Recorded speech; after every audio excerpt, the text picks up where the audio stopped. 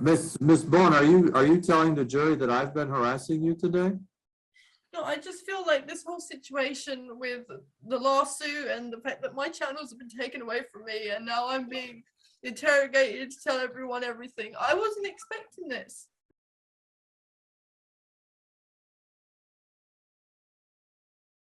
Going on the record, March 8th, 2022. The time is approximately 9:19 a.m. Central Time. Court reporter can now proceed. Any agreements between counsel? Yes, pursuant to the Texas Rules of Civil Procedure. Yes. And could everyone please state their appearances and locations? I'll start first since I'm the attorney for the plaintiff/judgment creditors. This is Craig Capua. I am located here in my office in Dallas, Texas. Gene DuBose, Ms. Holly's counsel. I'm located in Irving, Texas. And I'm Zuni Stovall, the court reporter, and I am reporting remotely from Louisville, Texas. And Ms. Bone, could you raise your right hand, please, to be sworn in? Do you solemnly swear or affirm that the testimony you're about to give will be the truth, the whole truth, and nothing but the truth? I do, yes. Thank you. Good morning, Ms. Bone. My name is Craig Capua. I am one of the attorneys who represents the plaintiffs/judgment creditors in this action. Do you understand who I represent? Yes, I do. All right. As it relates to the deposition today, I just want to ask you, have you ever had your deposition taken before? No, I haven't. This is my first deposition. Okay. Let me share with you some rules that we try to abide by to make these depositions go smoothly. First, if you would allow me to ask my question completely without interruption, and then I will allow you to respond without interruption, it makes the deposition transcript flow better, and it also prevents you and I from talking over one another. Can I have that agreement? Yes. If you do not understand any of my questions, please tell me or ask me to rephrase. Otherwise, I only can presume that you do understand all my questions. Is that agreeable? Yes, that's agreeable. These depositions are not marathons. With that said, we usually take around a 10-minute break every hour, and we can do that today. If you need a break other than around every hour, let me know. The only caveat is that if you do request a break, that we take it when there's not a question pending before you. Is that agreeable? Yes, that's agreeable. All right. Since this deposition is being done remotely, obviously I do not know who is in the room with you as we speak. Is anyone in the room presently with you right now? No, the room is completely vacant at the moment. All right. Do you have any technology by you, like a cellular telephone or a laptop or a tablet or any equipment like that nature besides your monitor? No, I'm on my laptop at the moment. I have my phone for communication with my attorney if I need to.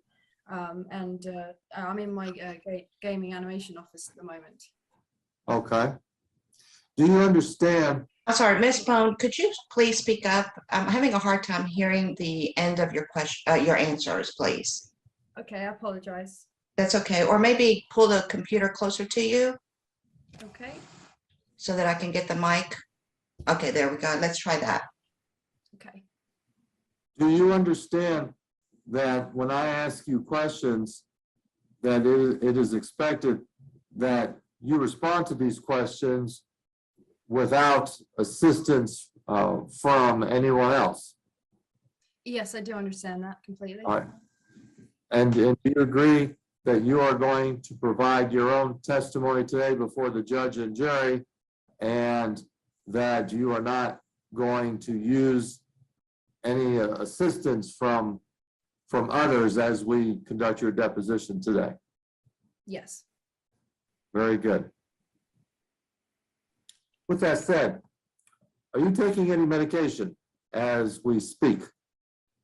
No, no medication at the moment. Are you under any type of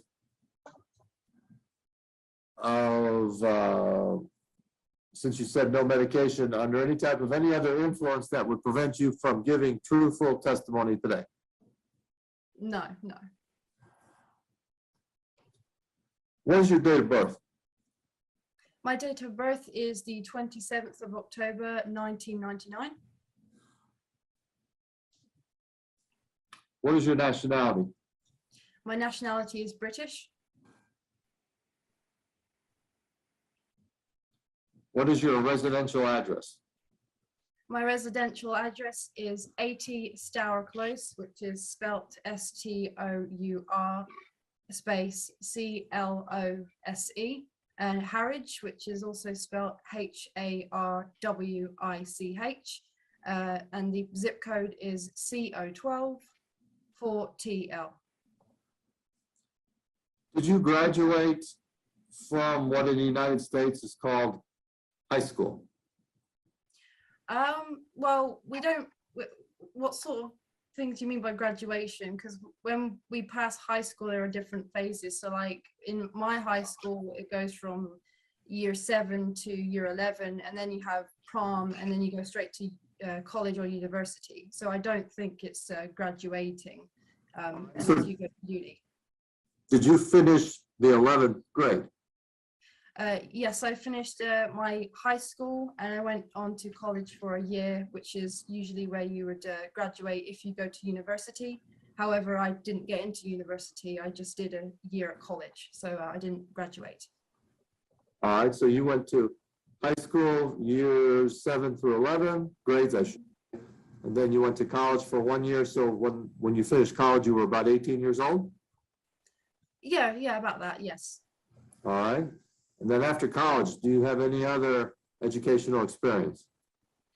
Apart from casual work experience during education for everyday life, but that didn't go so well with me.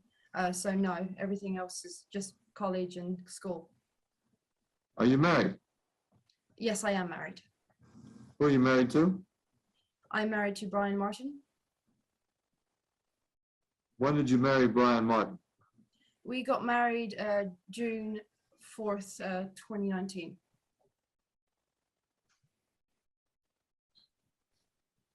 Where did you marry Brian Martin at? What location? I think it was a courthouse in Texas where we actually got married. Do you remember the city? I'm not too sure. There's like loads of different counties. I'm not sure. I couldn't tell you. I can't remember. Do you also go by Holly Bone Martin? No, I prefer Holly Bone. But do you also go by Holly Bone Martin? No, I don't believe so. Do you ever sign any legal documents, Holly Bone Martin? I can't really remember. I'm sorry. My mind's completely blank right now. Do you have any children? No children.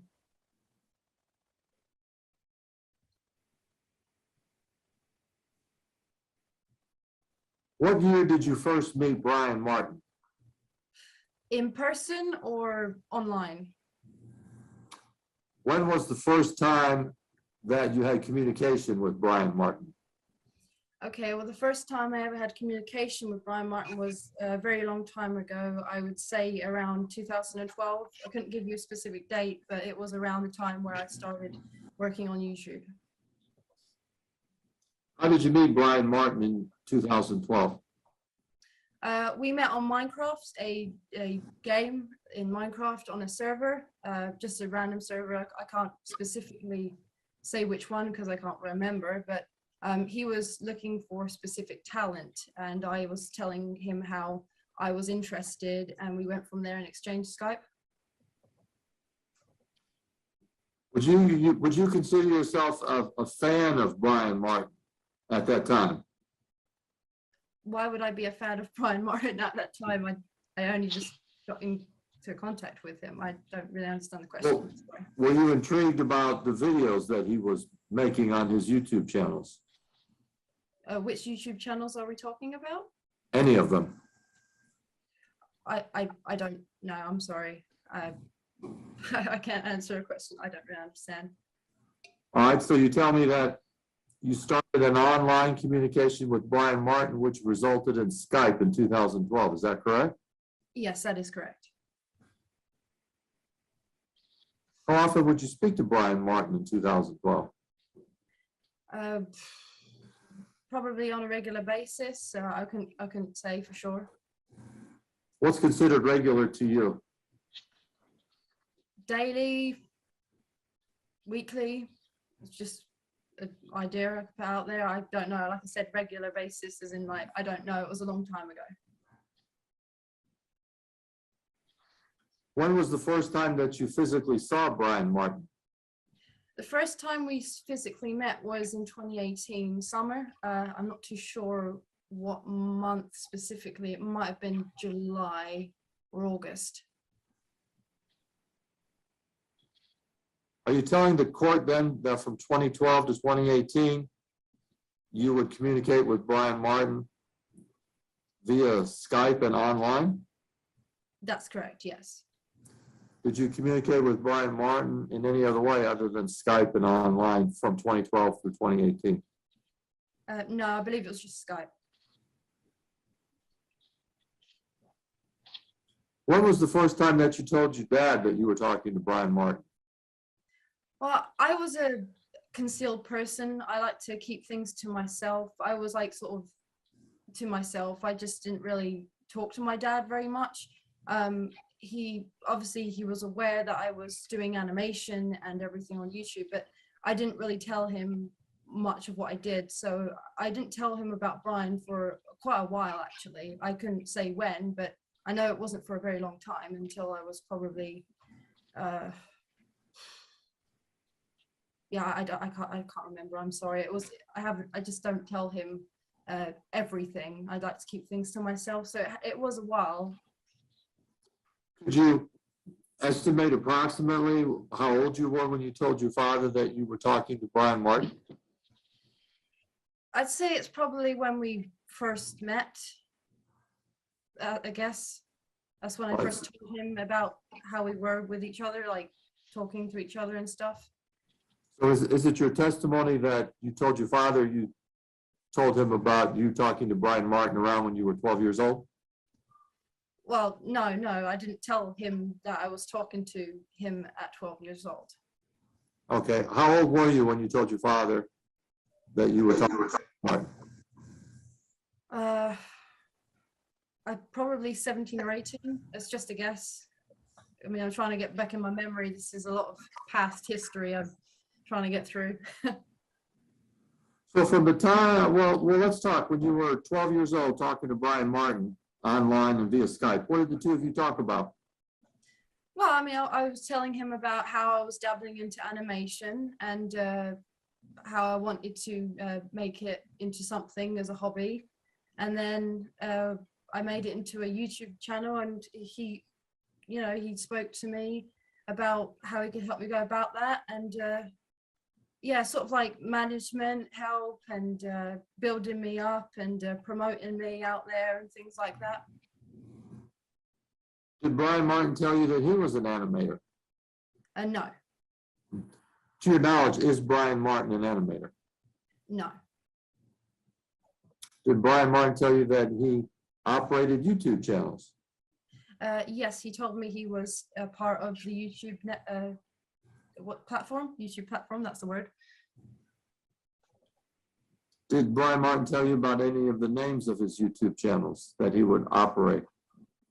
Well, I know that he was aware of video games. He was a part of that. Any other YouTube channels that he mentioned?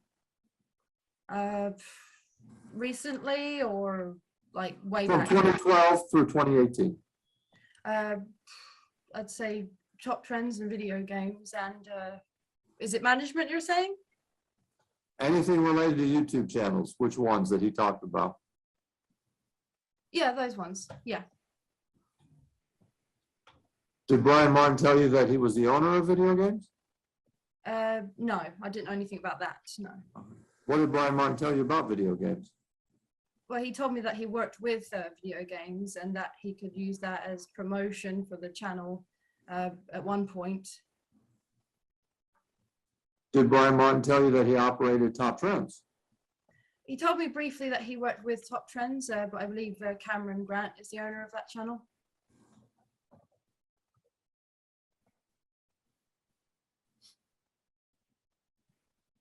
Have you ever seen Brian Martin create any animated videos?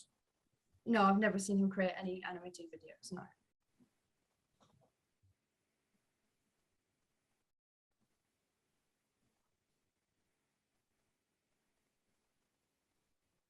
When was the first time that you came into the United States? Sorry, could you repeat that? Yes. When was the first time that you came to the United States? Oh, that's a good question. Let me just think. Believe it was the end of 2018 was the first time I visited the United States. Yes, I believe it was that first time. Did you come to the United States by yourself in the end of 2018? Yes. Why did you come to the United States in the end of 2018? Well, I wanted to visit Brian Martin and just visit in general. Was the main reason of coming to the United States to visit Brian Martin? Yes.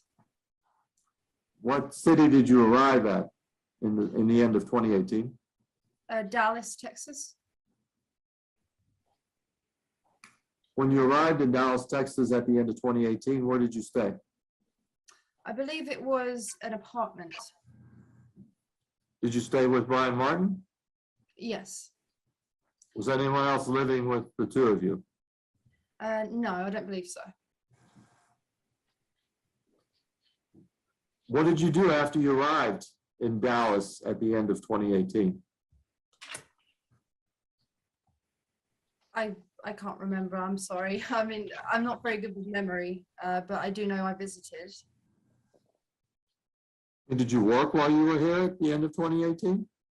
Well, I always, yes, I did. I did actually, yeah. What did you do? I continued to make animations.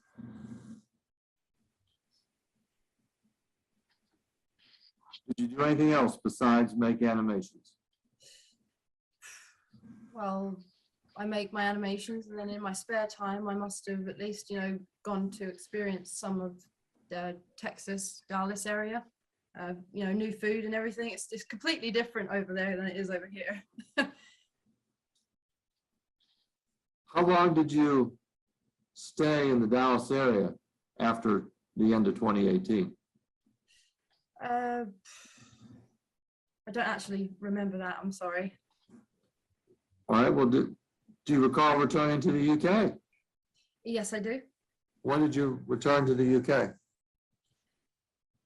I can't remember, I'm sorry. I mean, was it in 2019? No, it was 2018 still. All That right, was so the you, first time I visited, but I'm not too sure with the dates, like with how all long. right, well, I'm not asking that for you to be that specific. It's not a test.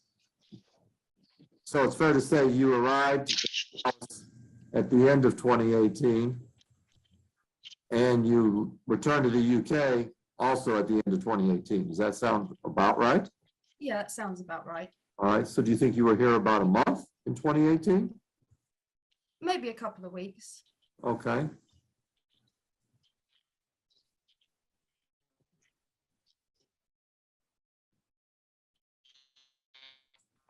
When you came to Dallas toward the end of 2018, did you know that Brian Martin was married at the time?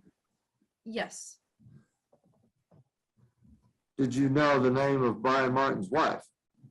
Yes, it's Chrissy Martin, wasn't it? Unfortunately, you don't get to ask the questions. Sorry, yeah, of course, it's, yeah. Sorry, Okay. I wasn't new It's to all it. right. It's all right. Did you see Chrissy Martin when you were in Dallas at the end of 2018? No, I've never actually met her in person. Was Chrissy Martin living in the same apartment complex that you were staying with Brian Martin? Yes, I believe she was, but she wasn't there at the time I was there. I'm not too sure where she was, so.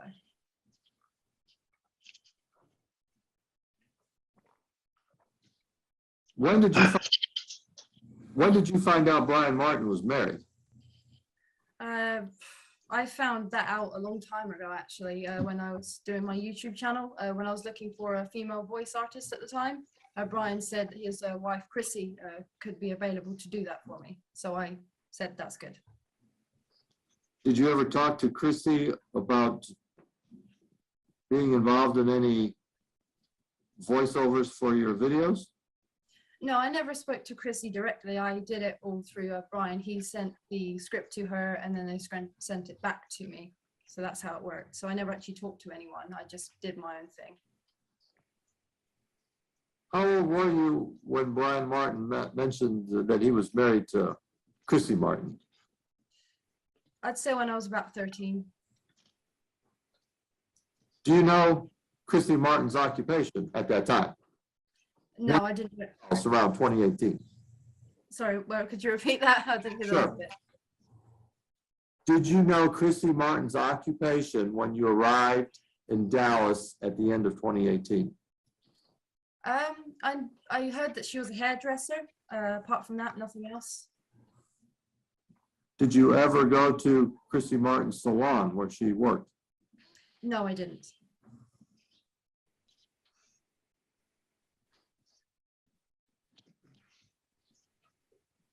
When you came to Dallas at the end of 2018, was your father agreeable to you going, or did he have objection? I can't really remember specifically, but yeah, there was times where he did have objections because he didn't know what was going on. But obviously, I'm not very good at that sort of thing with explanation and stuff. So I guess we may or may not have had a disagreement at that time.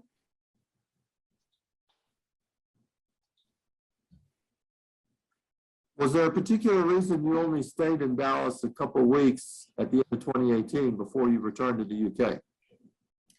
Well, really, it was just a visit to see what it was like in America. Did you leave on good terms with Brian Martin when you left at the end of 2018? Yes, I said we did.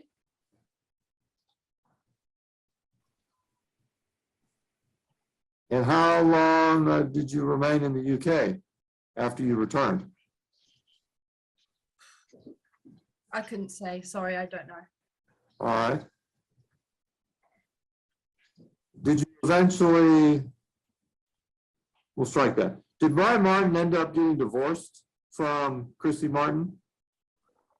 Yes, he did. Do you know when Brian Martin divorced Chrissy Martin? No, I don't know the actual dates. Sorry. No. That's something you'll have to ask him. And I think you testified earlier that you married Brian Martin on June 4th, 2019, correct? Yes, that is correct. And I believe you testified you got married at some town in Texas, right? Yes. So is it fair to say that after you returned to the UK at the end of 2018, you obviously returned back to the US sometime before June 4th, 2019? Yes. Do you remember how many days you returned to the US prior to your marriage of June 4th, 2019? I believe I was there for maybe a few months at that time. So do you think you returned to Texas around March 2019?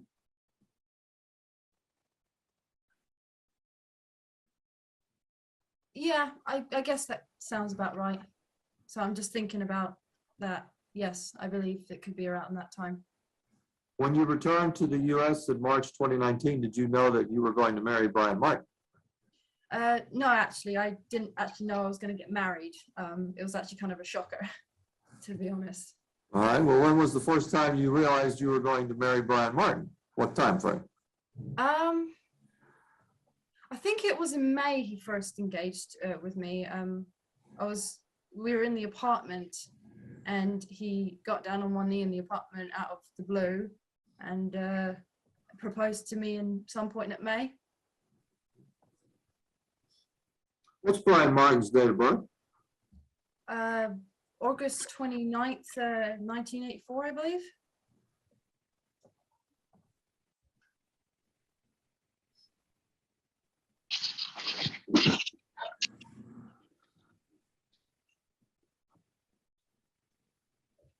So you get married on June 4th, 2019.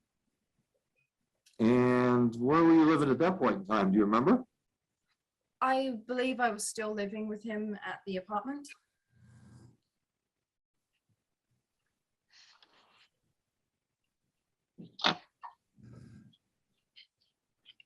How long did you live at that apartment?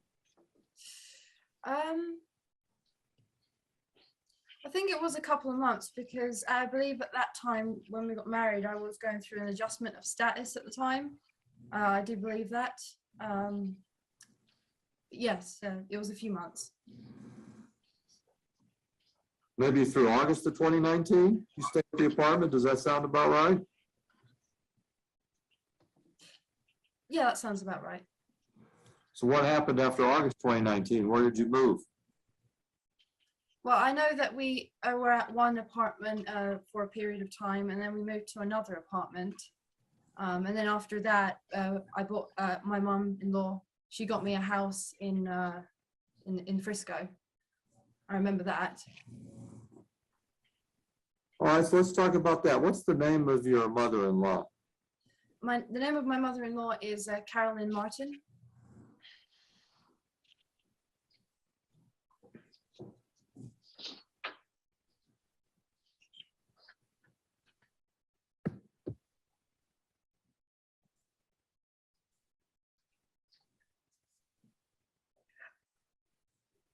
Before I talk about Carolyn Martin, I want to ask a couple more questions.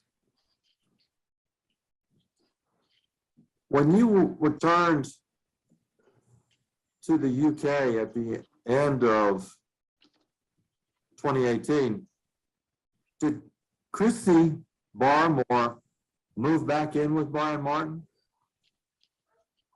I believe so. I couldn't say for sure, but I just left. I don't really think about those sorts of things.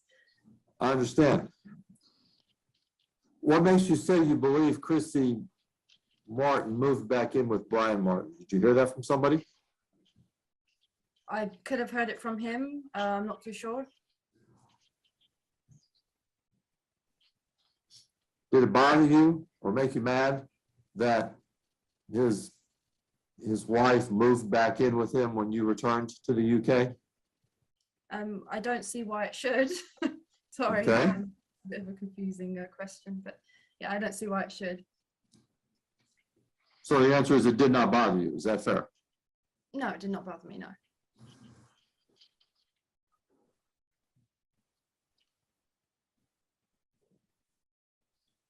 When was the first time that you spoke to Carolyn Martin?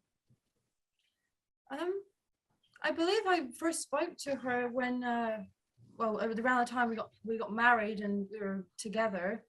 I couldn't give you a specific date, but yeah, it was around that time. So sometime in 2019. Did Carolyn Martin attend the wedding on June 4th, 2019? No. Did you speak to Carolyn Martin before or after your wedding day? I believe I spoke to her quite a bit after the wedding day. I mean, she's the only closest thing I have to a mother, because I don't talk to my mother over here. She left me when I was a child. So is it fair to say that you did not talk to Carolyn Martin prior to June 4th, 2019? I believe so, yes. When was the first time that you physically saw Carolyn Martin? Well, I went to visit at one point in Washington to see my mother-in-law, but I can't really remember the date, but it was around that time.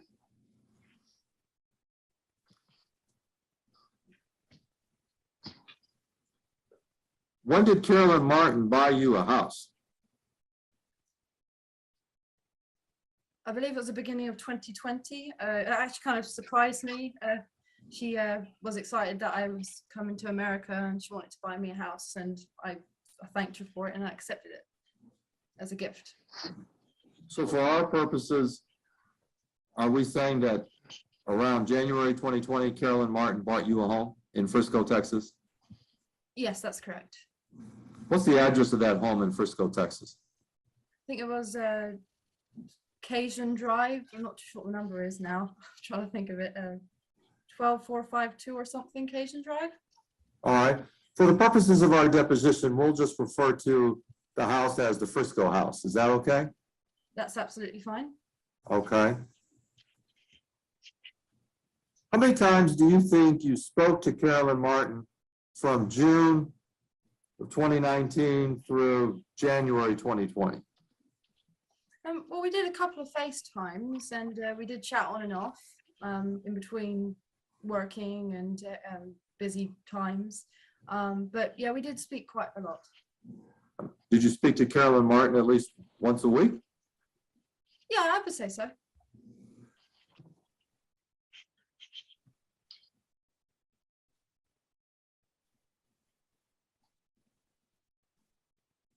How did you find out that Carolyn Martin was going to buy you a house in Frisco? How did I find out? Yes. Yeah, she messaged me. She called me up, I believe, and she said that she'd like to buy me a house. I mean, did she find you the house and pick it out, and all you had to do was move in? No, I think I was already looking at the market, and I was looking at a house that I wanted to get, and she offered to pay for it. I think that's how it went. Yeah, because I know I was definitely looking on the market at that time. How much did Carolyn Martin have to pay for the Frisco house? Oh, I think it was $300-something thousand, I guess. It was a while ago. I can't really remember, but it was around that price bracket. Is that price bracket the type of homes that you were looking at when you were looking to buy a home? Well, I wasn't really thinking about that actually, but yeah, I'd say probably around that. The average house sort of price of a house. Sorry. Were you making enough income around the end of 2019 to be able to afford a $300,000 home? Well, I believe so. When Carolyn Martin bought you this house, you were already married to Brian Martin, correct? Yes, that is correct. Did you find it unusual that Carolyn Martin bought the house only for you, but did not put Brian Martin's name on the deed? Well, it's not something I would question or ask. I just accepted it as a gift. That's how it went. I don't really ask those sort of questions. But she said it was for me. So I'm sorry, what was the last part? she said it was for me. Did you ask Brian Martin why your mom did not give the two of us the house since we were married? The question didn't pop to my head. You just accepted the gift and didn't say anything. Is that what I'm hearing? Yes, that's pretty much correct. Yeah.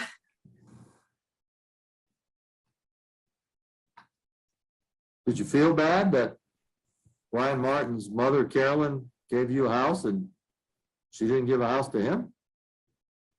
No, not really. I mean, like I said, that it didn't really pop to my mind. I guess it's something to do with my condition. I don't always think of other people. So not that I don't mean to, it's how I think. When you say you have a condition, what is that? autism. How long have you had autism? I believe I've had it ever since I was a child. I wasn't diagnosed until 2018, but unfortunately, no one noticed until it was too late to figure out, because I was very misbehaved and inappropriate as a child, extremely, and I didn't know why it was a bad thing. I was just acting the way I believed was right. Do you have a specific diagnosis regarding your autism, or is it just autism? I have papers for high functioning autism, which is high functioning Asperger's syndrome.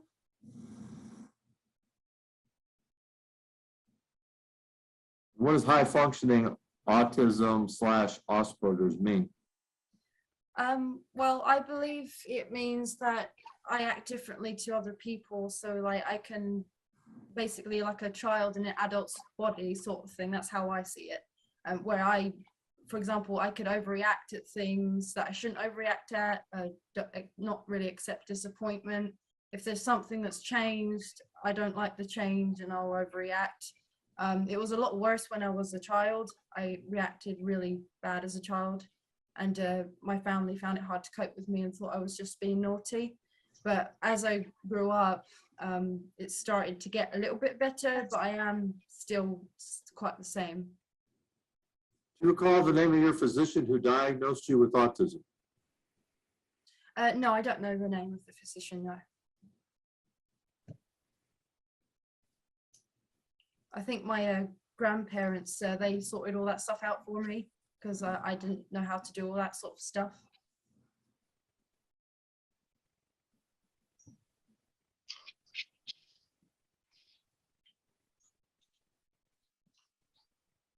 Did you ask Carolyn Martin why she bought you the Frisco house or gave it to you?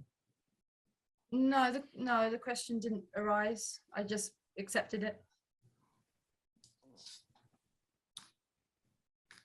Who lived in the Frisco house? I believe it's me and Brian.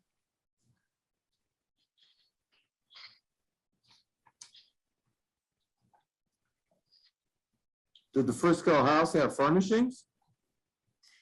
Furnishing is in like furniture and stuff. Yes. It had some furniture, yes, that came with the property. Saying the previous owner left furniture there? Yes. And what furniture was left there? I believe it was a couch, maybe, and some dining set, and a projector for upstairs. But I think that's everything that was left. Just a couch and a table and the projector for upstairs. Did you and Brian purchase any furniture for the Frisco house? No, I believe it was just from the apartments from before. So you're saying you moved the furniture from the apartment you were staying at into the house? Yes. Did you like living in the house? It was actually, it's quite different. They're all built different over in America than they are here. But it was nice, especially with the AC, because over here we don't have that. We have the windows open and nice cold breeze. But it was a nice house to live in. Yes. I mean, would you agree the Frisco house was better than the apartment you were living in? Yes, I would say that, yes. How long did you live at the Frisco house? I believe it was only a couple of months. So you recall only staying in the Frisco house for 2 months, roughly?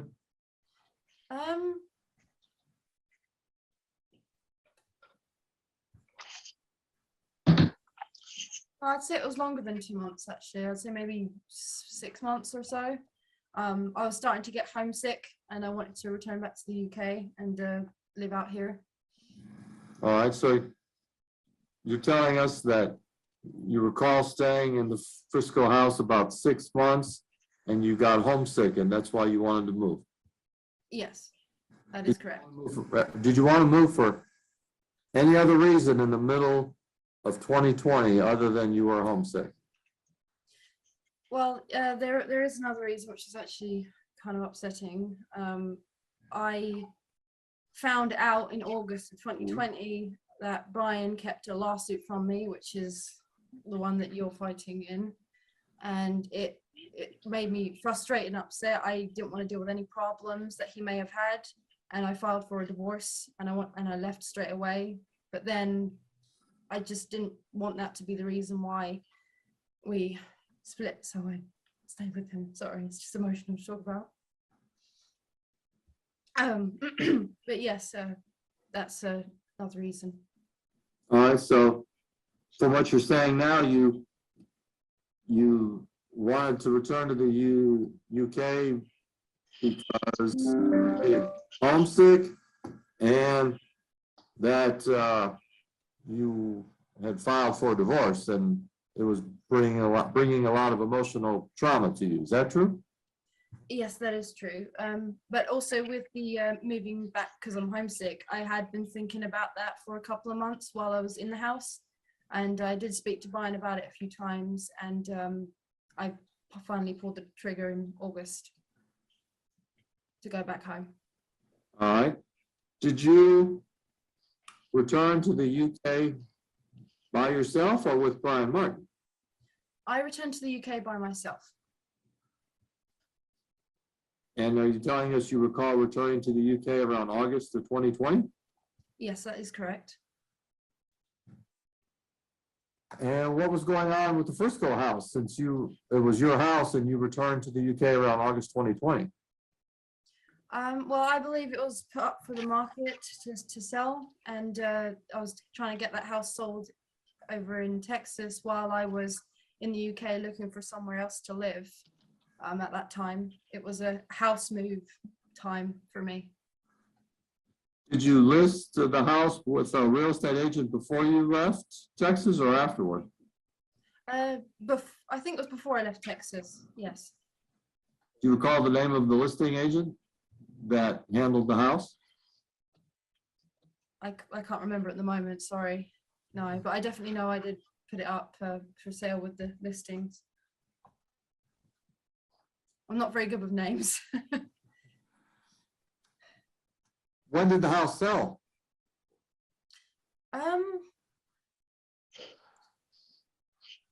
can't remember exact date, but I do believe it was around the time where I was moved into a new house in November of 20.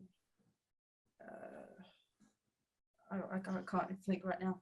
It was around November I was moved into a new house, but no, I can't remember the exact date that I sold it, but it was around the time where I was moved into a new house here. How did you sign all the closing documents for the Frisco house when you sold it? I believe it was all online. I had a notary do all that for me over here and send it through. What was the sales price when you sold the house in around November of 2020 for the Frisco house? I think it was around 200 and something thousand. So is it fair to say that you sold the Frisco house for less money than what Carolyn Martin paid for the Frisco house? Yes, that is correct. Did Carolyn Martin tell you how she obtained the money to buy the Frisco house for you? No, I wouldn't. That isn't something I would have asked. I just accepted it as a gift. I didn't ask about anything to do with the money or anything. Did you feel bad selling the Frisco house for less than what Carolyn Martin paid for? No, not really. I just wanted to, get out of the way. It's also the reason I wanted to get out of the way was because in our country, they have this thing called SDLT. We have to sell another property in a specific amount of time if we want to get that money back. So I just went ahead to sell it as quickly as I could. So you're telling us that if you waited longer to sell the Frisco house, you wouldn't have gotten any of that money? Sorry, what was that? Are you telling us that if you waited longer to sell the Frisco house, that you would have not received any of the sale proceeds? I wouldn't have received the SDLT, no. What does SDLT stand for? It's a stamp duty land tax in the UK. It's a tax you have to pay but you get it back if you sell a second property within a specific amount of time. That was something that was going on at the moment of the purchase of the house in the UK. Okay, I guess maybe I'm not understanding, so let me ask some questions about this. Carolyn Martin buys you a house. Let's say, for our conversation, she paid around $350,000 for it. You sell the house in November 2020 for less than $300,000. Are you saying that if you waited longer to sell the house, you would have not received any of the sale proceeds from the Frisco house? I'm still not too sure I understand the question. I'm sorry, I'm finding it hard to understand. That's all right, I'll ask the question differently. Did you have a concern that if you did not sell the Frisco house by a certain time frame, that you would not receive any of the sale proceeds? I don't think I was concerned, no.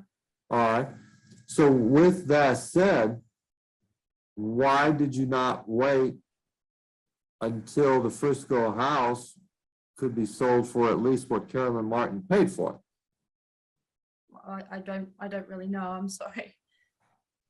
You say you don't know why you didn't do that? Is that what I'm hearing?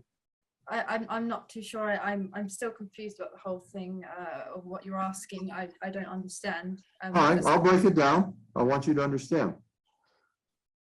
For our purposes, we said Carolyn Martin paid around $350,000 for the house, roughly, okay? Okay. And you told me you sold the house for less than $300,000, right? Yes. Okay. Is it possible, and we don't know for sure, that you could have waited longer to sell the Frisco house for at least the sum that Carolyn Martin paid for it, so there wouldn't be a loss?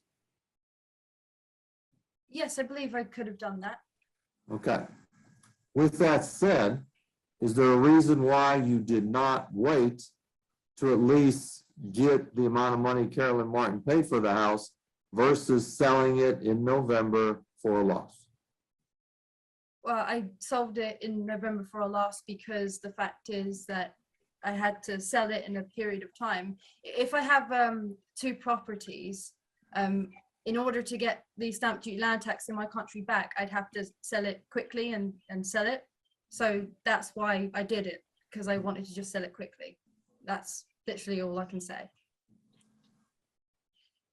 When did you purchase the other house in the UK? I moved in this house in the UK on firework night, which was the 5th of November, so it's an easy date to remember. Of 2020? Yes. All right. Is it fair to say that you, and I did not understand, the house that you bought, is it the house that you're in now? Yes, that is correct. Okay. So we'll call that the Stauer-Klaus house. That's where you're living now, right? Yes. And the Stauer-Klaus house was the same house that you purchased in November 5th, you said 2020, correct? Yes, that's correct. Did you buy the Stauer-Klaus house before you sold the Frisco house? Yes, it was going through those documentation, because since COVID was a problem, it was taking a while, so I didn't officially move in till the 5th of November. Okay. And now you're the only one on the deed to the Stauer-Klaus house. Yes.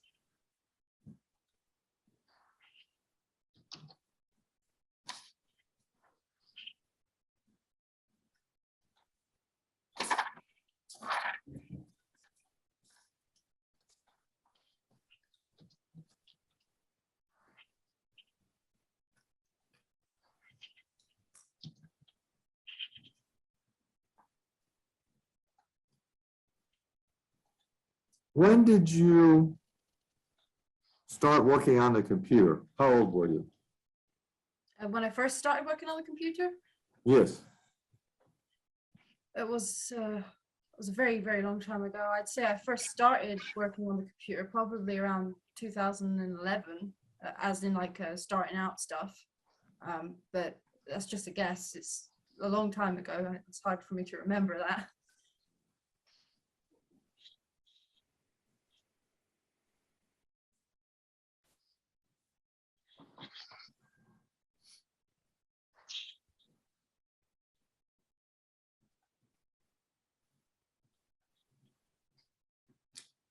I've got one other question about the house and then we'll move on.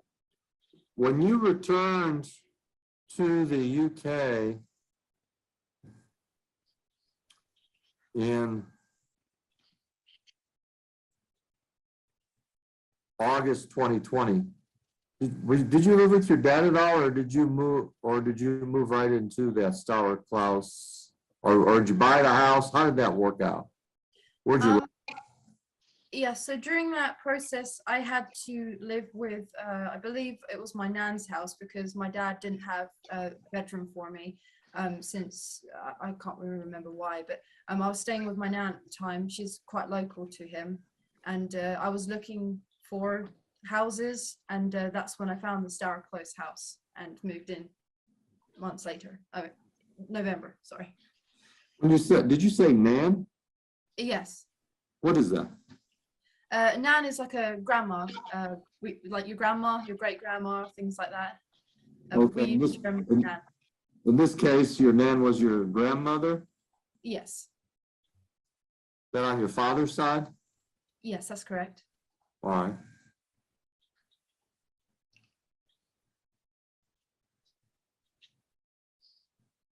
Is it fair to say that when you were about 12 years old, you were working on a computer? Yes. Do you recall the type of computer it was? No, I don't really know anything about the technicalities of these things.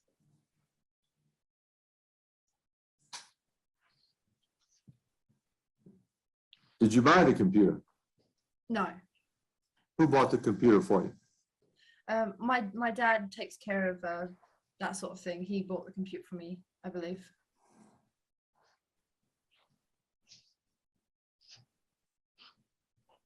And how old were you when you started making animation videos?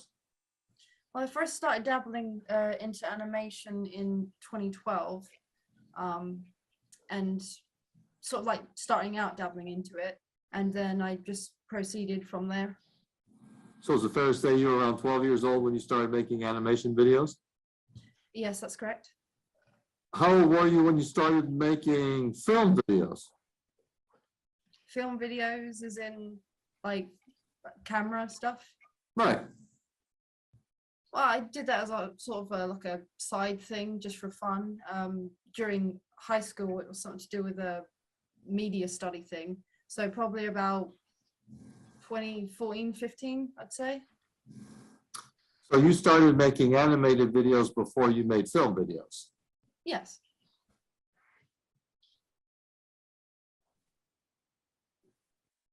When you were 12 years old making animated videos, what editing software were you using? Is it editing software or animation software? Because I will say animation software. I was using Cinema 4D at the time. Have you ever used Mine-imator? Yes. How old were you when you first started using Mine-imator? I started using Mine-imator probably around 2017 to 2018. I was dabbling into that a little bit.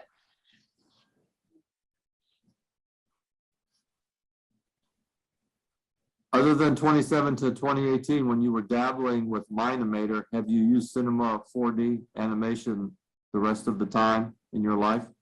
Yes, I have.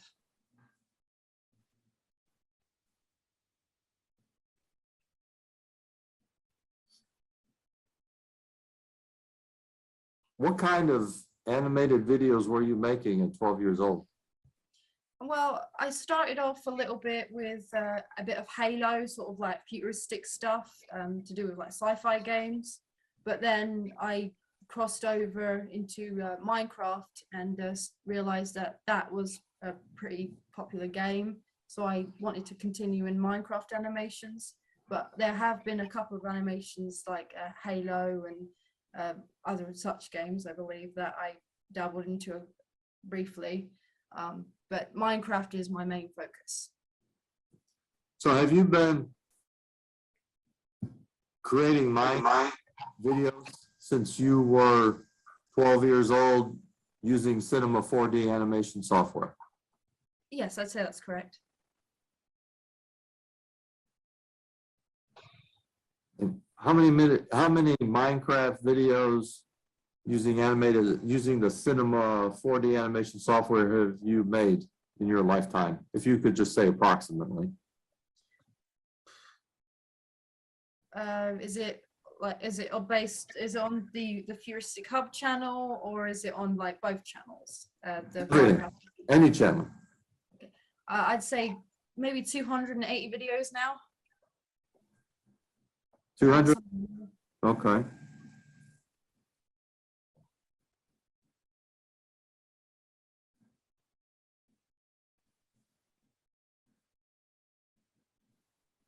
Do you recall what audio program software that you utilized to make these Minecraft videos?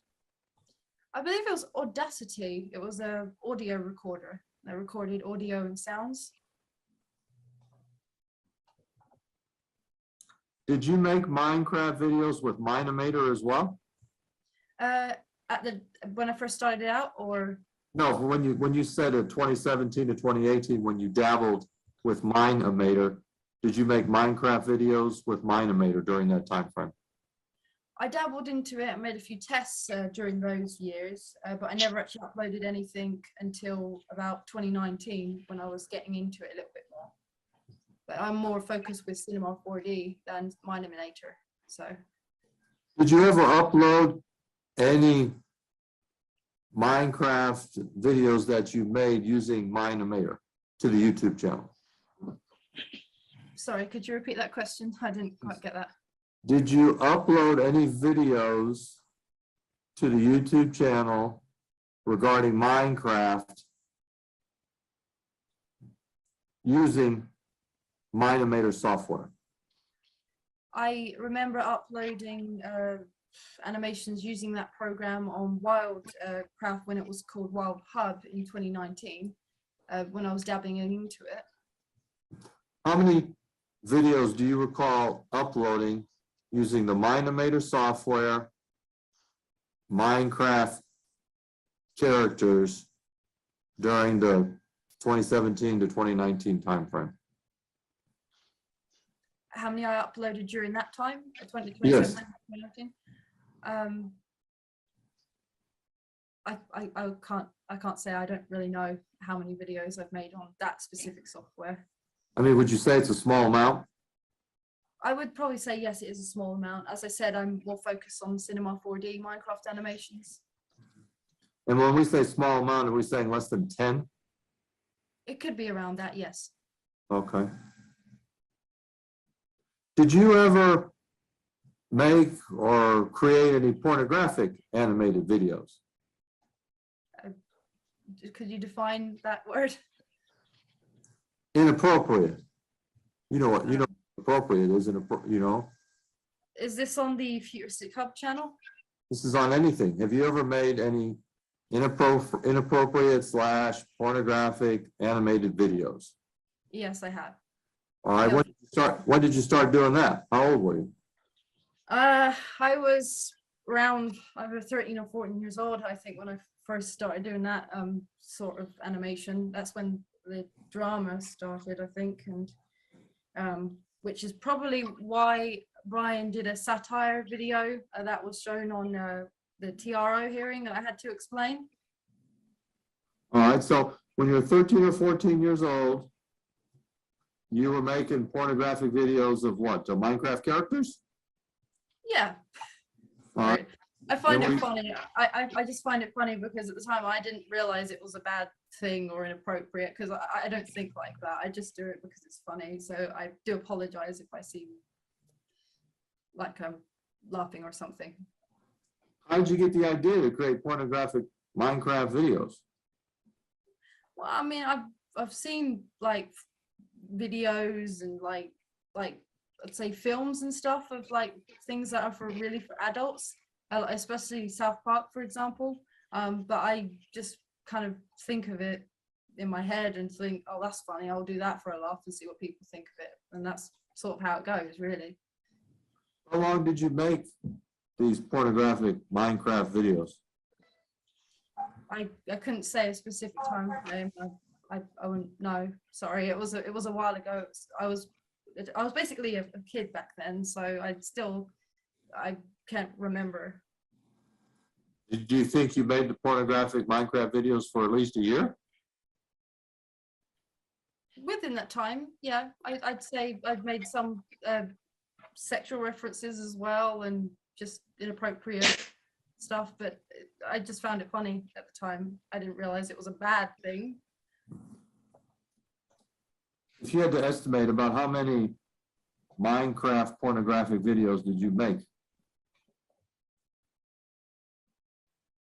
I couldn't say, I'm sorry. All right. Do you think it was more than 10? I guess I don't know. I can't answer the question because I can't really remember. We've been going for about an hour. You want to take about a 10-minute break and we can start back up at 10:30? My time, which will be, I think, what, 4:30 your time? Yeah, that's fine with me. I need to get some more water anyway. It's quite All right. warm. So we'll take a 10-minute break. Okay, thank you very much. Going on Thank the you. record, 10:20 a.m. Going on the record, 10:38 a.m.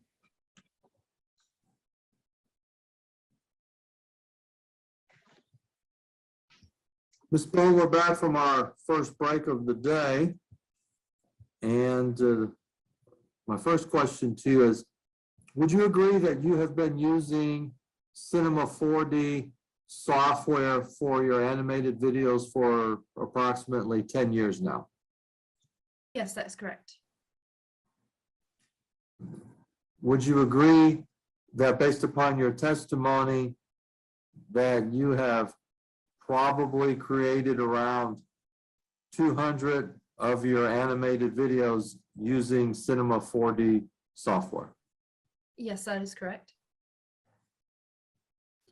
And would you agree that you are extremely familiar with the functionality of Cinema 4D software since you've made about 200 videos with it and you've been using it for about 10 years?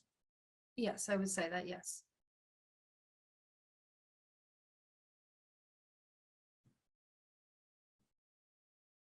Is it your testimony that you own and operate the Futuristic Hub YouTube channel? Yes, that is correct. How old were you when you first started owning and operating the Futuristic Hub channel?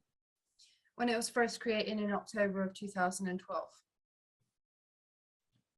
Were you required to sign any agreements with YouTube when, according to your testimony, you created the Futuristic Hub channel in October 2012? I don't remember signing any contracts back then, no.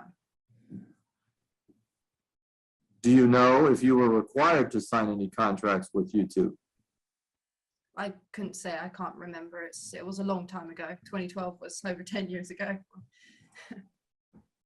Can you explain to us how you were able to post videos on the Futuristic Hub channel if you did not have an agreement with YouTube? Well, I just assumed that when you create a YouTube channel, you just put an email and password in and you're good to go. That's how I remember it.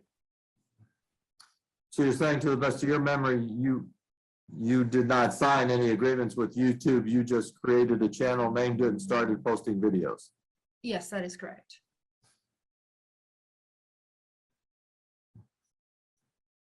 So I understand. Could you tell me, in 2012, specifically October, what did you do to create the Futuristic Hub YouTube channel? Could you maybe ask that question in a different format? Sure. Tell the jury how you created the Futuristic Hub channel on YouTube in October 2012. Well, I created it with a name and password, I assume. That's how you create a YouTube channel, and then you get the option to post videos and upload them to the platform. So you're telling us that you created the Futuristic Hub name? You came up with that yourself, is that true? Yes, that is true. All right. And then you created a password. And then after you created the password, you started uploading videos on your Futuristic Hub channel. Is that how it came about? Yes, that's correct.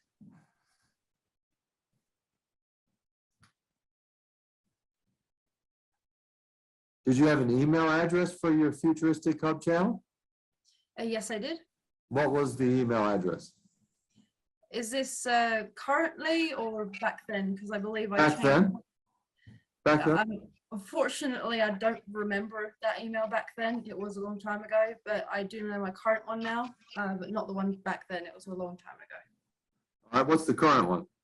The current one is animationfuture4@gmail.com for that channel. Did you start creating videos for your Futuristic Hub channel immediately after creating the channel in October 2012? Yes, I believe so. And when you were creating these videos, were they Minecraft videos that you were uploading? Well, I remember the first one was to do with Halo, which is a different game. I was just sort of dabbling into different sort of model stuff. I know the Halo one specifically, but when it first started, it was sort of supposed to be a futuristic sort of animation program, platform to do futuristic animations. But then I got into Minecraft and I changed my mind and I wanted to do some Minecraft animations instead. Did you start doing Minecraft animations and loading them on the Futuristic Hub channel in 2012? Yes. When you were creating these videos in 2012, were you doing 100% of the creation of the video? Yes, I did the scripting and I came up with the ideas. The only thing that I did not do was the voices on the channel at that time. All right, so in 2012, who was doing the voices on your videos? Brian Martin was the main voice artist for the main character, Steve. And there have been times where I've collabed with other people and got voices from other people throughout the years. Can you give me the names of some other people whose voices that you've used on your videos for Futuristic Hub? I don't really want to get them, involved in this. Do I have to answer that question or? Yeah, because it relates to the ownership and the creation of the videos and the channel. Okay.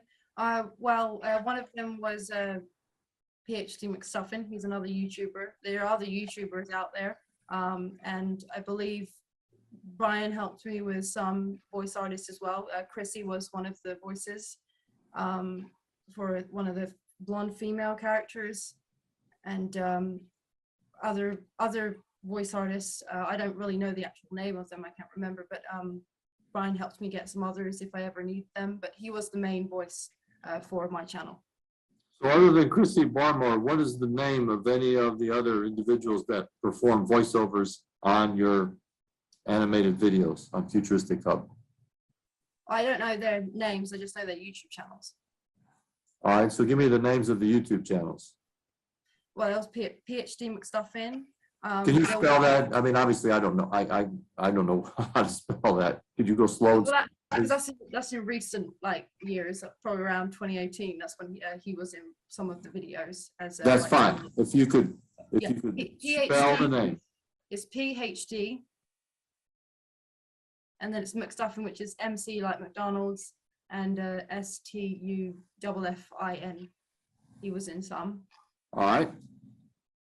Besides PhD, McStuffin, and Chrissy Barmore, anyone else that you recall names of? Not that I can remember at the moment, no. But my main focus was Brian's voices for some of the characters. All right. So in 2012 is where I'm at. You're telling us that you created the video and that Brian Martin would be involved on a lot of the voiceovers for these animated videos, correct? Yes, that is correct. All right. What other services was Brian Martin providing you in 2012? Well, he did manage me as a person, like he's managed other people as well, he's told me. So if there's something technical I don't understand or I'm running into problems, he would be there to help me out with it. We would usually do screen shares on things like that if I needed to have help with something. Yeah, he did that. He also did render for me for a few years because my computer wasn't fast enough to render my animations. And he was a voice artist. He also was PR, which is public relation. He dealt with most of the public situations. So for example, that damage control satire video of him saying that he was doing all the stuff when actually he was just on the render scene rendering my stuff. I told him how to do that. Any other services that Brian Martin performed for you other than what you have just testified to? Other than the PR, managing, voice acting, and rendering. No, I think that's pretty much everything. When was the first agreement you recall having with YouTube regarding your Futuristic Hub channel?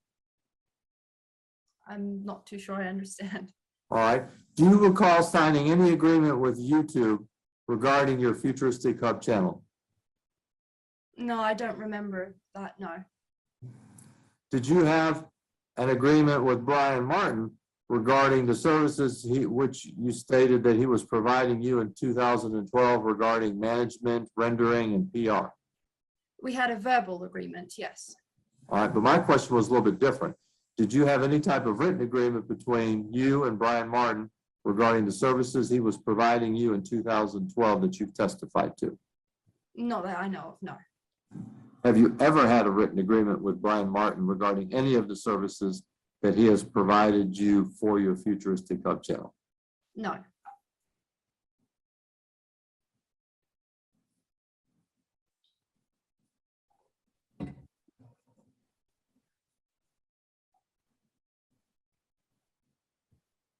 Were comments often uploaded on your Futuristic Hub channel?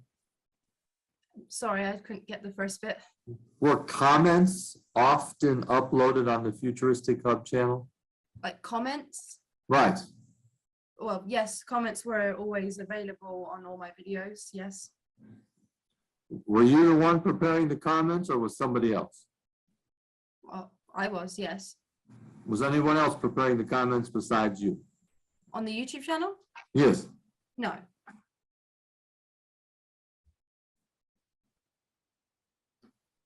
On the Futuristic Hub channel, did anyone else create videos and upload it besides you? No, they didn't. I'm sorry, the answer was what? No? No, yes, no. All right, so the record's clear. Let me ask it one more time.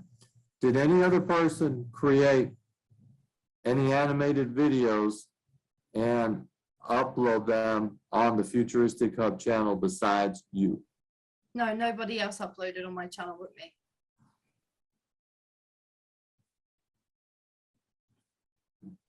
Do you know what community posts are? Yes. What are they? Community posts are where you can keep in contact with your fans on what you're doing or what you would like to say to them. It's something that's relatively new, I think, in newer years. Who prepared community posts on the Futuristic Hub channel? I prepared them. Anybody else prepare them besides you? No.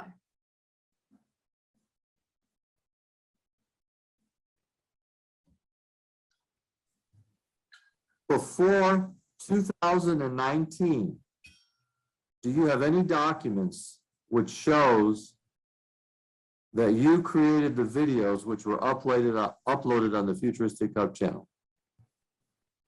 Any documents for the channel? I'll state the question again.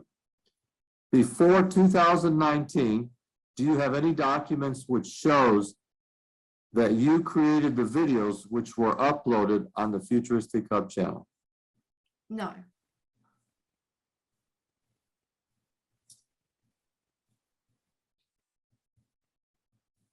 Before 2019, do you have any documents which show that you owned and operated the Futuristic Hub channel?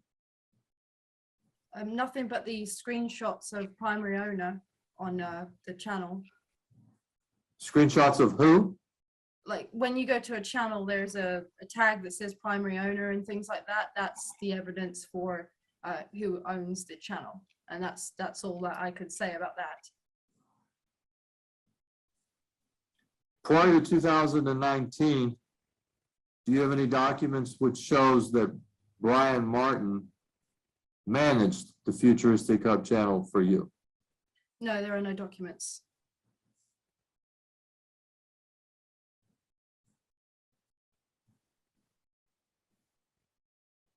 Did you give Brian Martin all of that password information and other information to log into the Futuristic Hub channel? Not that I'm aware of, no. So it's your testimony today that you've never given him the password for the Futuristic Hub channel, is that correct? Yes, I believe so.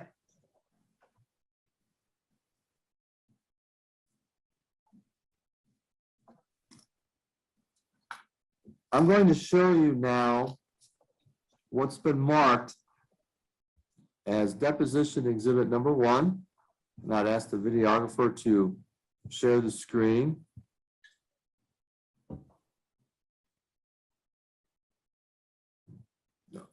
Ms. Bowen, I represent to you that deposition exhibit number 1 is a list of approximately 80 videos which have been uploaded on both the Futuristic Hub channel and the Wildcraft channel. With that said, I want you to review exhibit number 1 and tell me whether or not you agree with that statement. Okay. And tell me when you're finished and ready, and then I'll ask my next question.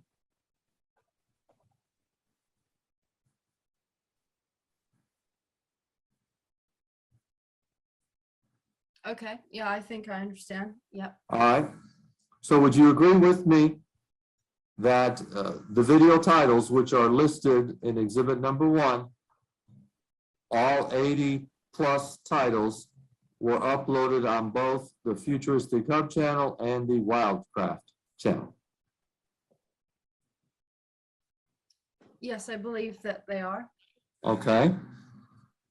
Would you agree with me that the videos contained on exhibit number 1 were created by using Cinema 4D animation software?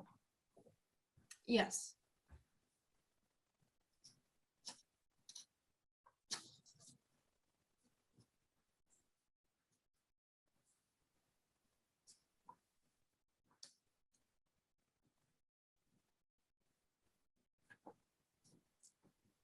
Is it your testimony today that you created all of the videos identified in exhibit number 1? Yes, that's correct.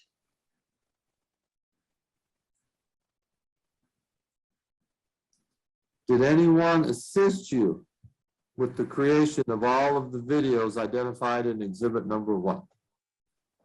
No.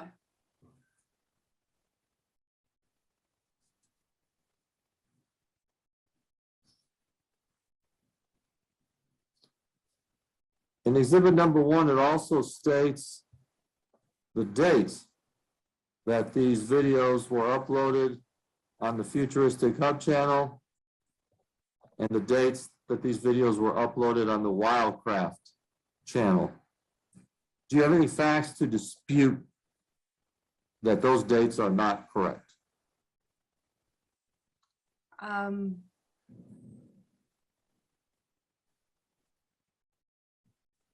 They look correct to me. All right.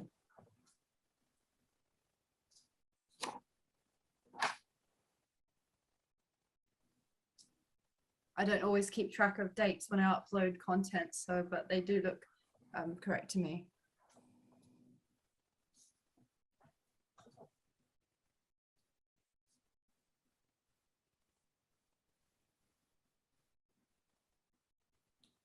Do you recall which version of the Cinema 4D software that you used to create these? I'm just going to round off and say these 80 videos on exhibit number 1. I'm not too sure I understand your question. All right. Are there multiple versions of the Cinema 4D software? No, there's only the one software. It updates, but that's about it. Do you recall which update that you used to create the videos in exhibit number 1? No, no. All right.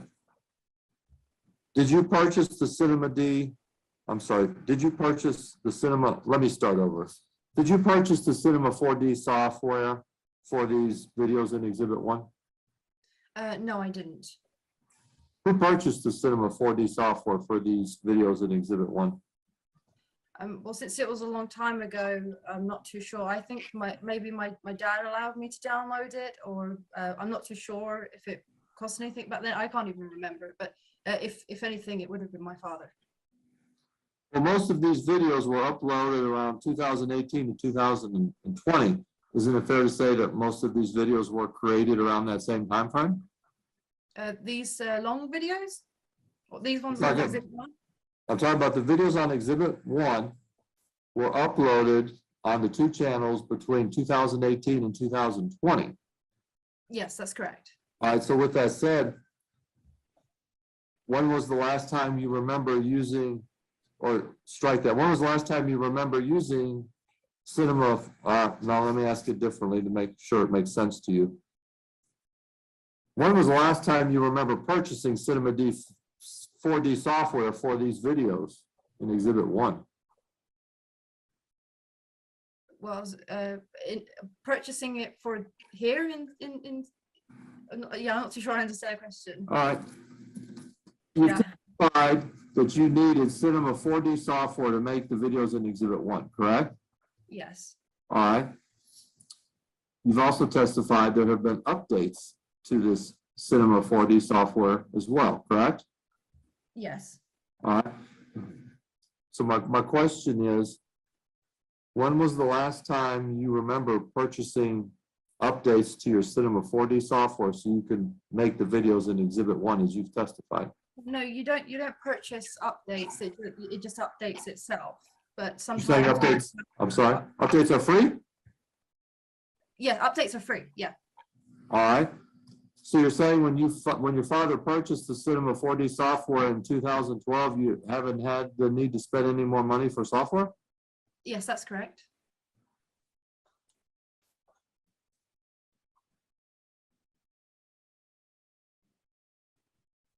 Do you recall the name of the manufacturer of Cinema 4D software? No, I just found an animation software at the time and decided to get it. So I don't know the manufacturer or anything. When I say rendering, you know what that means because you used that term earlier, right? Sorry, could you repeat the question? When I use the word rendering, you know what that means because you used that word earlier in your deposition. Yes. Which renderer did you use for your videos in exhibit 1? I render on all of them.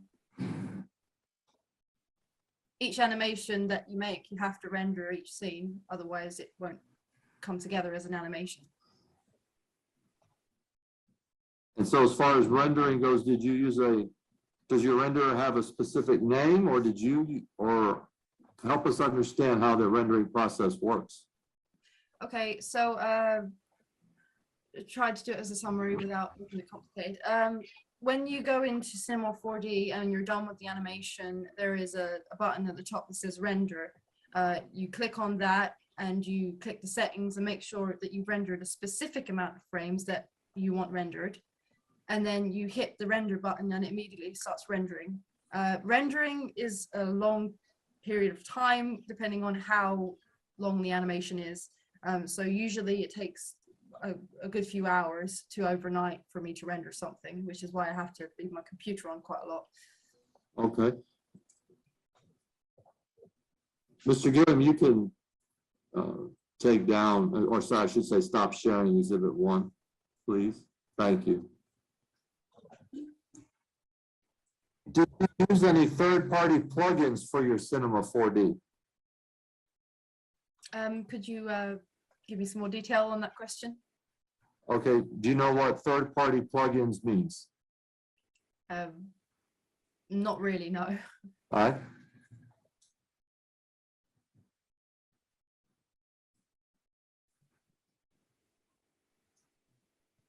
Is Turbulence 4D a plugin?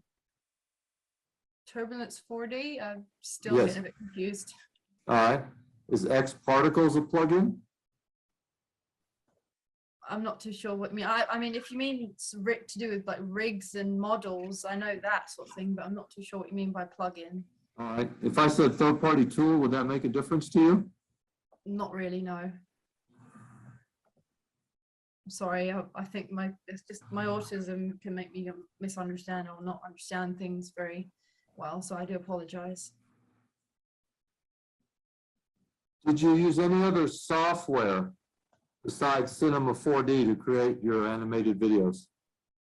No, not on the Futuristichub channel. What about on the Wildcraft channel? On the Wildcraft channel, I did a couple of the Minimator animations, but I also use Cinema 4D for Creamworks as well.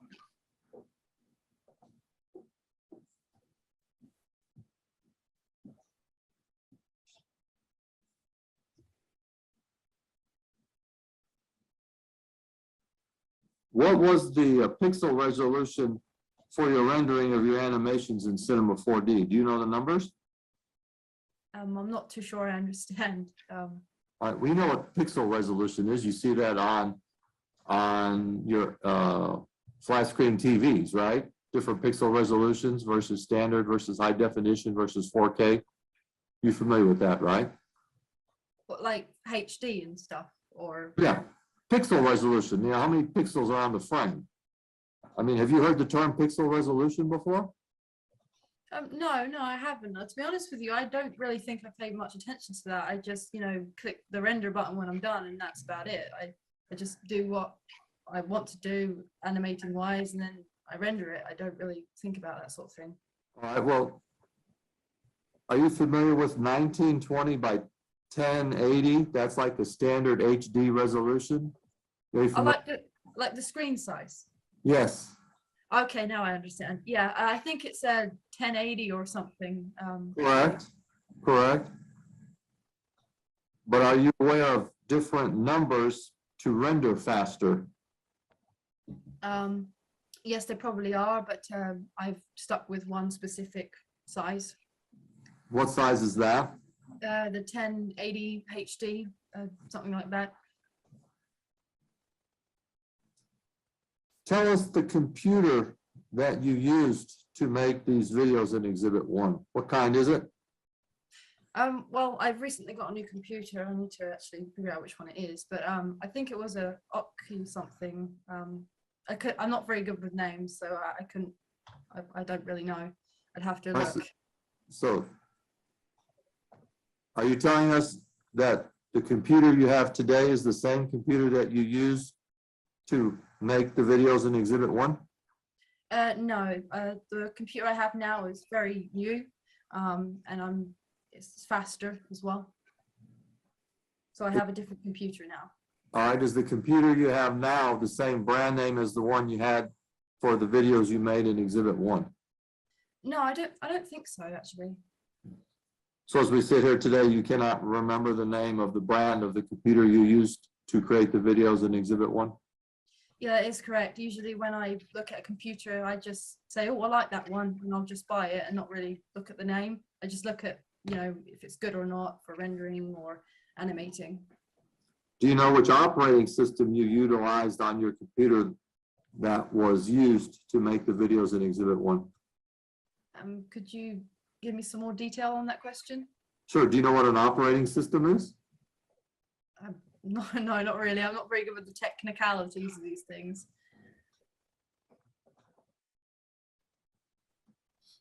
All right. Well, there's, a Mac is an operating system, right? Oh, okay, yeah, a Mac. Isn't Windows an operating system? Yeah, I use Windows. Okay.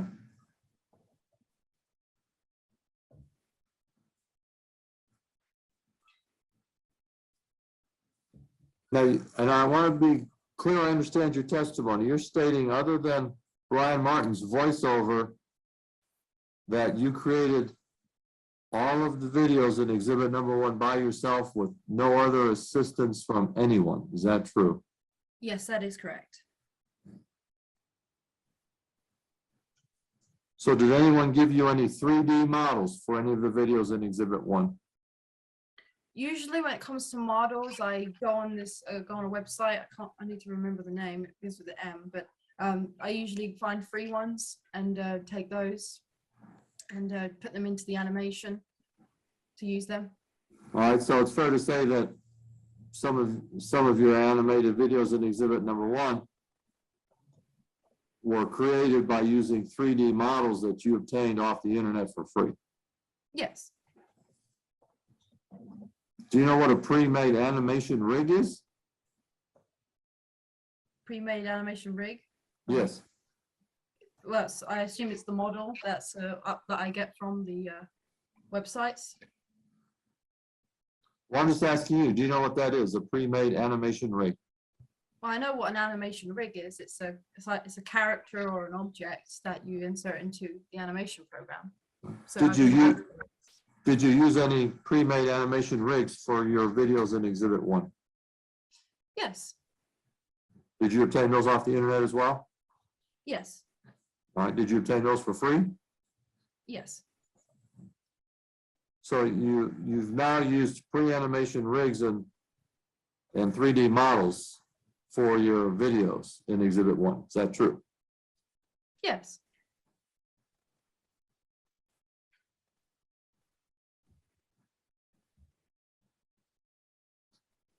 Did you use any pre-made animation assets for your videos in Exhibit 1? What does that mean? All right, do you know what a pre-made animation asset is? I could say it probably is an object or an item, maybe. That's kind of what I'm getting from the word. I'm just trying to break it down to understand it in my language, I suppose. All right.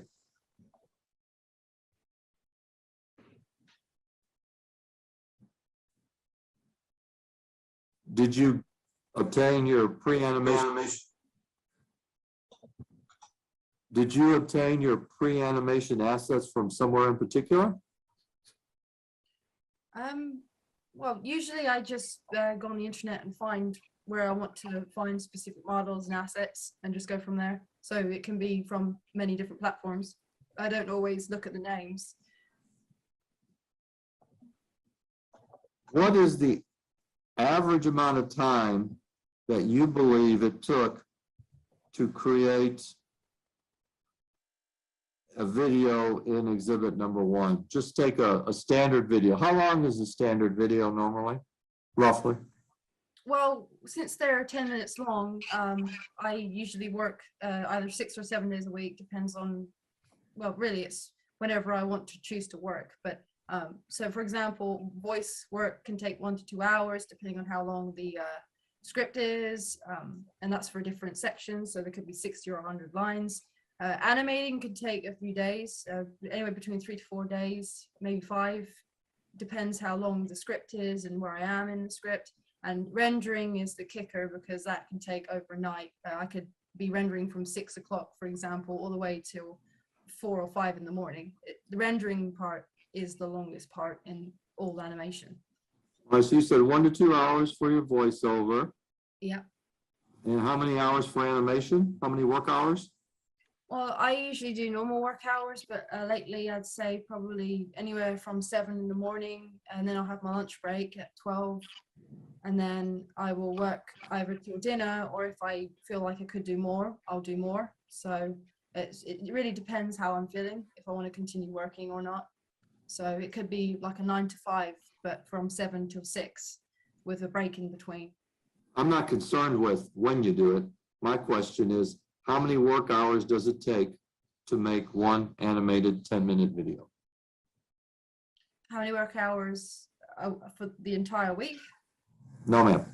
How many work hours does it take to make an animated video of 10 minutes? A lot of work hours. Right. I've just, if you want me to calculate it, but Please. in quite a lot of work hours. So since I do either 4 or 5 days a week of animation, which is from 7 to, so I'm just going to calculate quickly.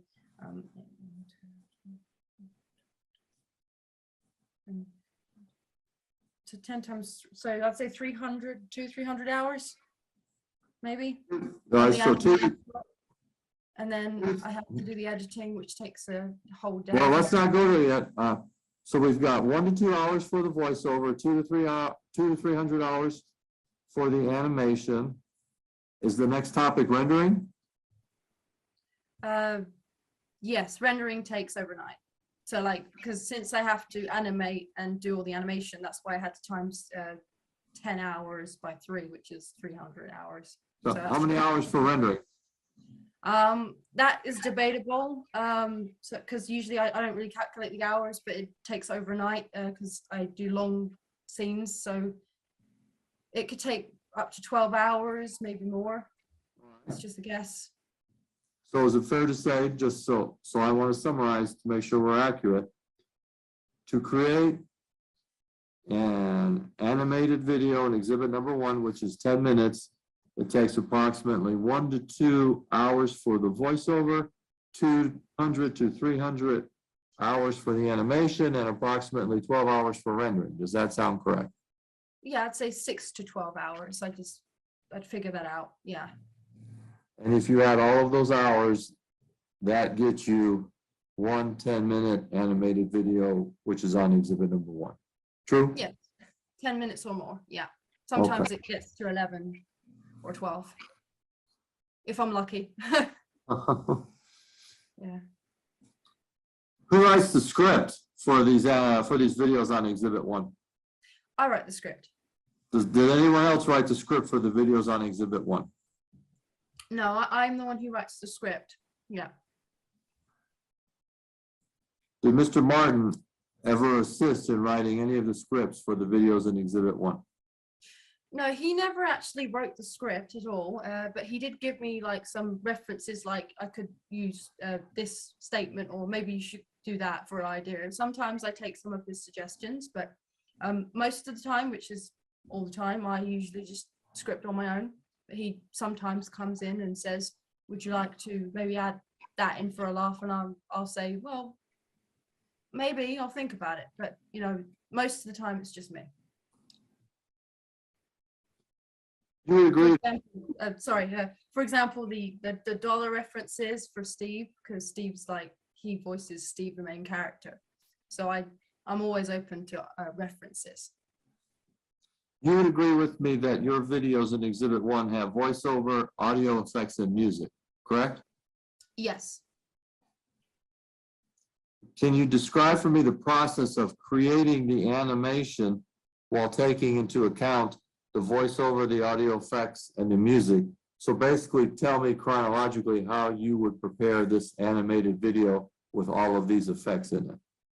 What do you do? What do you do last? Okay, so that's the editing stage. So what I do first is I add the animation in one scene at a time, and then I add the voices, and then I do the music and sound effects. But I do the music last because it can be difficult to fit music in a specific scene. All right, so you do animation first, and then the voiceovers, and then the music? Yes, in the editing program, yes. All right.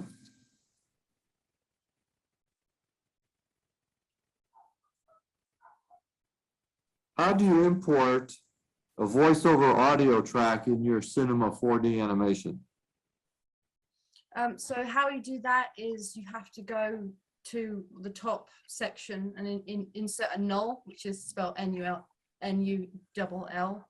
and then you rename that null sounds, and you have to go into an animate button, and down there it should link a specific bar at the bottom. It's kind of technical, but I'm trying to explain it best I can.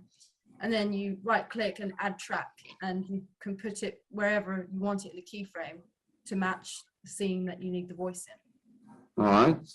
I'm going to refer you now, and I'm going to use the assistance of Mr. Keating to pull up certain videos which are contained in exhibit number 1. Okay. The first video is video 1, named Baldi's Basics in Minecraft. And he's going to share his screen to bring that up. And I want him to go to the 1 minute mark. Okay. Just give us a second.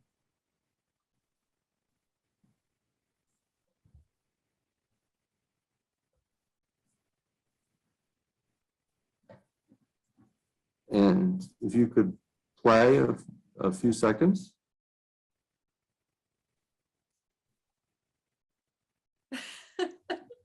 Sorry. Okay. Yeah.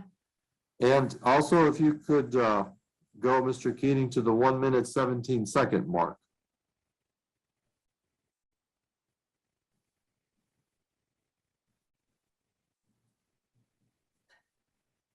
My question to you, Ms. Bone, is what did you do to get the camera to get such a distorted view?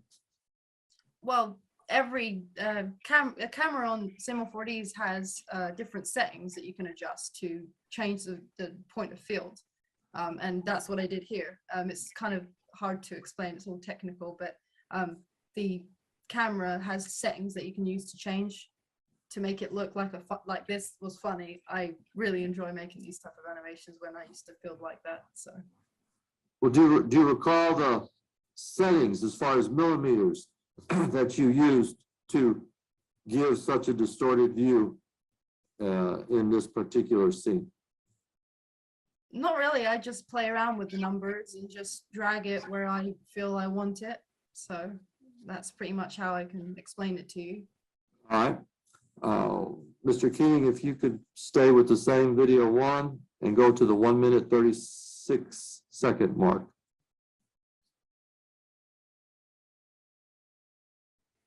Ms. Bone, my question is, how did you create the flashlight light beam? You basically just add a light bulb at the end of the item and it comes out however you choose to want it. It's not easy to explain, but yeah, that is a light bulb effect. There are lighting effects that you can use. Is there a specific setting on the light to create this effect? Yeah, there are multiple different ways you could do it. Adding a light bulb and then adjusting how you want it to shine, if you want to shine it in one direction or in another direction. In this case, the flashlight is shining wherever the flashlight is being pointed at. Do you recall the name of the setting on the light for this particular effect? No, I literally just play around with it. That's just how I do it.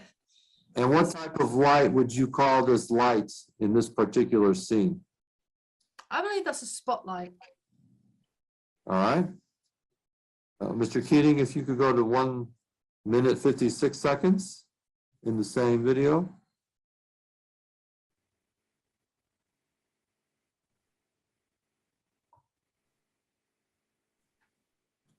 Is the girl with the red dress a 3D model? I believe that's an import, a PNG import. I can't remember, but it was either one of those, yeah. Because she looks like a piece of paper from the game of Baldi's Basics. Can you describe the method you used to make her? Well, usually PNG imports, you just find like an image and you import it. So what you're telling us is you did not make the female with the dress, you went out to the internet and gathered it. Yes. Do you know how to make this particular image of the female in the red dress? Well, I could, but it's a character from Baldi's Basics that's already been pre-made. So I just did it that way. Do you recall if this image has a specific name in your industry? That specific image, that's Playtime. She is a kid with a rope who likes to play rope games in Baldi's Basics. Right, but my question to you is, in the technical world, does this image have a name, if you know it? No, I only know her by Playtime. I'm sorry. It's all right. Mr. Keating, if you could go to the 2 minute 7 second mark.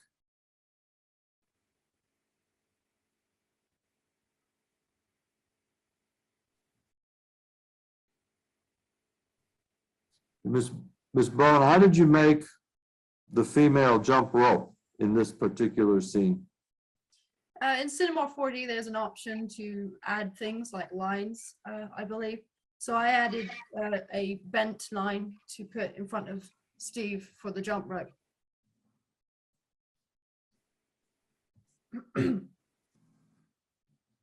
All right, we're going to go to another video now. It's video 2. Baldi's Basics in Minecraft 2. Okay. We're going to go to the 10-minute, 11-second mark.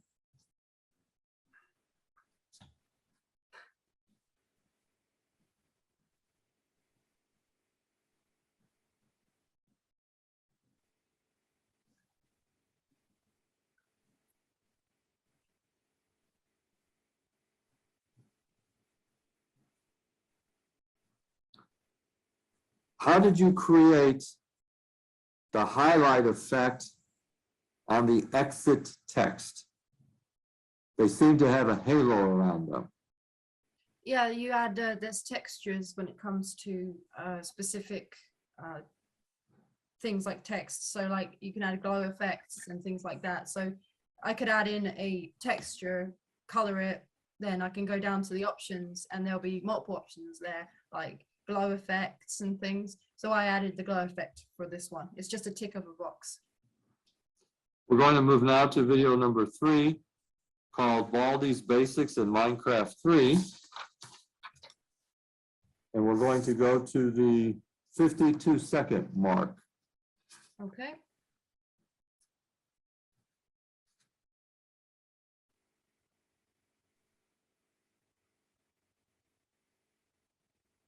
How did you create that green portal effect? It's the same thing with the textures. I added a water type texture, which is a movement thing. And I changed the color to green and I applied it to the portal section, which makes it appear that way. Same video, we're going to go to the 2-minute, 10-second mark.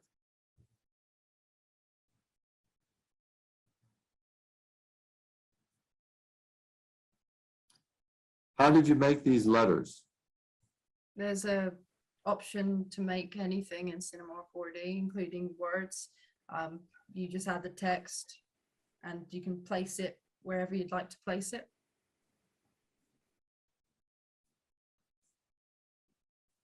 Do you recall the technical terminology to create these words? I'm not too sure I understand the question. All right. Do you recall using more technical terms about how you created these letters, other than what you just testified to? No, I just put the words in and that's it. I'm not too sure how else I can explain. All right. If we could go to the 3-minute, 34-second mark, same video.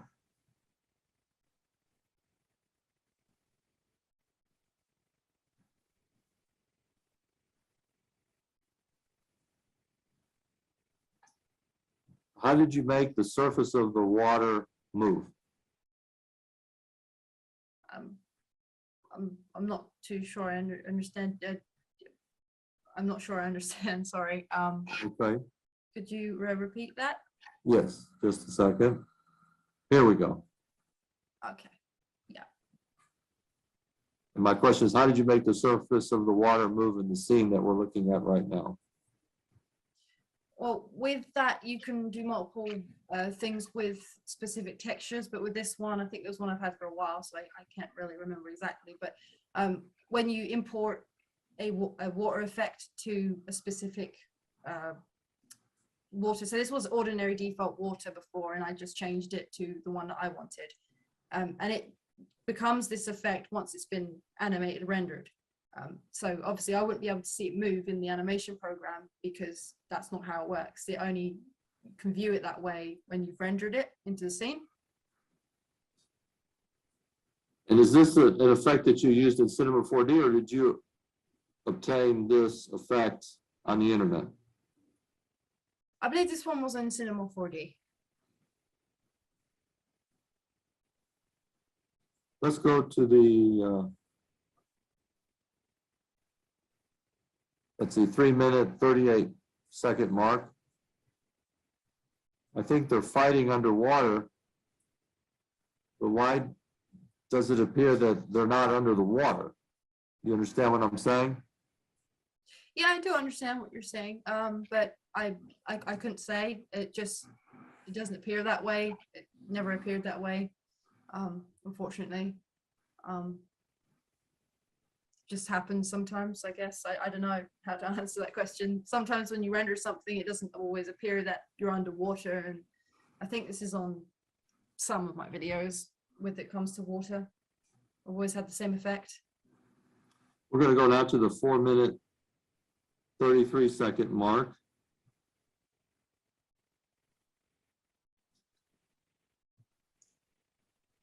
Oh, How did you create the energy beam effect that we're seeing? Did you use any special tools? this is a very hard technical question. I can't really explain because it's really difficult to explain, but I used a lot of glowing effects and movements and effects in it. It's really hard to explain. I can't really explain it, but it's to do with a lot of effects. Do you believe that this was a third-party tool, not part of Cinema 4D, or was this within Cinema 4D? I believe this was within Cinema 4D. You have loads of options to do things like this in Cinema 4D. We're now going to go to the 5-minute, 37-second mark.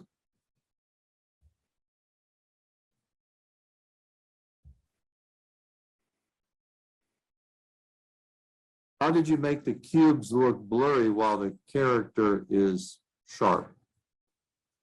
Well, with that, you can literally do blur effects with camera and stuff like that.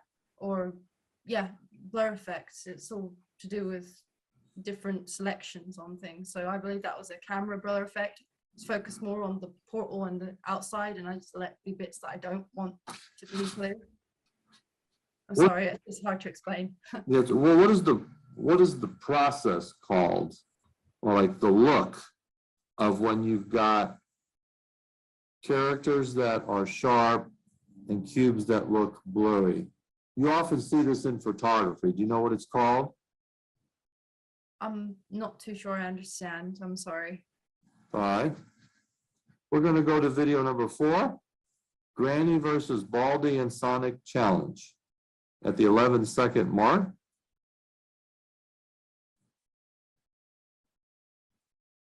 Did you make the 3D model of Sonic, or did you purchase it? I believe I did. You did what? Yeah. I believe I did.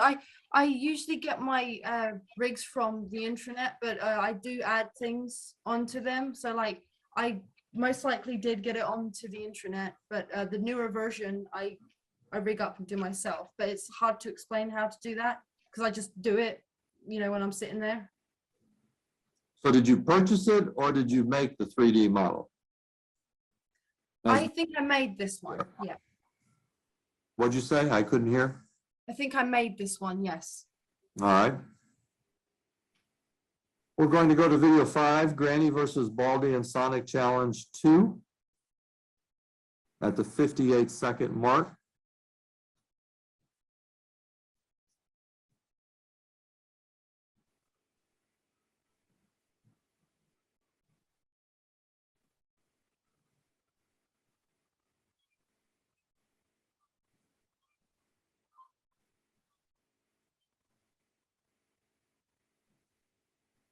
Did you model the wrench 3D model? Sorry? The wrench that we see, did you model that wrench 3D model? Oh, no, I get those on the internet. You can get different models and things and objects, and that's one of the ones that I got on the internet. So if Do you there's anything I recall- don't, sorry, All right. what were you saying? Do you recall where you got the 3D model of the wrench on the internet? I just usually type in what I need and get it. I don't look at names. I'm sorry. Are you familiar with Cinema 4D's content browser? Could you maybe rephrase that question? Sure. On the Cinema 4D software, are you aware of a file folder that is called Content Browser? I'm not too sure. I understand. No, I just like when I have Cinema 4D, I literally just do my work and that's it. I don't really go into all the technicalities of things. All right, well, my question is pretty simple. It's in the Cinema 4D software. Are you aware of a folder called Content Browser? I believe so. Yes. All right, tell us what Content Browser is. Well, I know there's a specific file that allows you to have like different assets and things like spanners and rigs to import in. So I think that's what you mean. But Right. that's just me thinking of what you mean. So Video number 6, Baldi's Basics versus SpongeBob. The 6-minute, 43-second mark.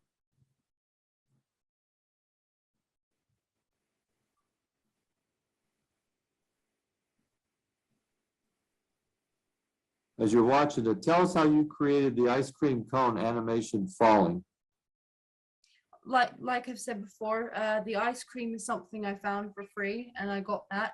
And I basically have duplicates of them into a group and then I separate them.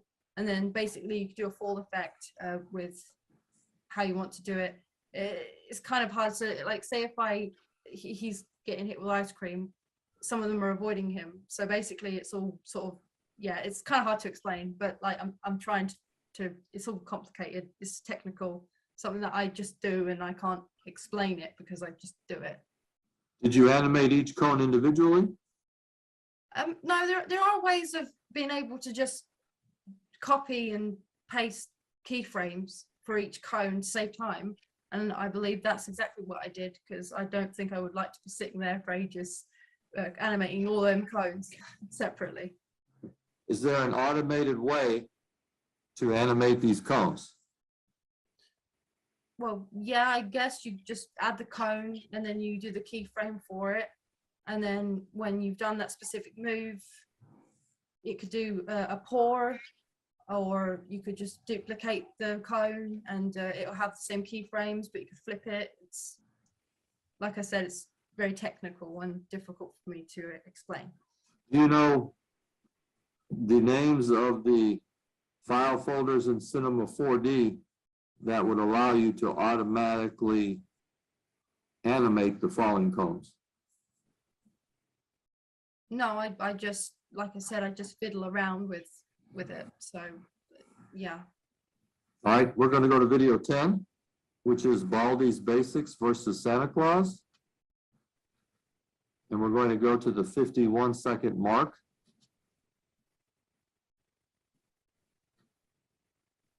What method did you use to animate the ornament face when it talks? I'm not too sure I understand your question. Sorry. Well, you see the ornament face and he's talking. Yeah. My question is, what was the name of the method that you used to animate the ornament face when it talks? What's it Well, called? I don't think you call it anything. Usually when you animate something moving, you can select body or eyes for moving the eyes and then making the mouth move. So there's different selection options for you to do that. I don't really have a name for it. I just animate the mouth movements and eyes.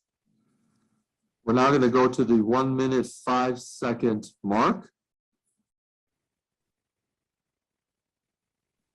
How did you create the smoke behind Santa's sleigh?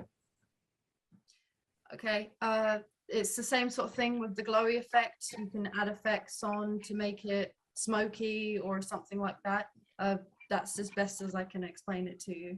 As I've said before, it is hard to explain the really technicality stuff of animating. I just do it because I've done it for years. Do you have these effects on Cinema 4D that we've seen here with the smoke and Santa's sleigh? Yes.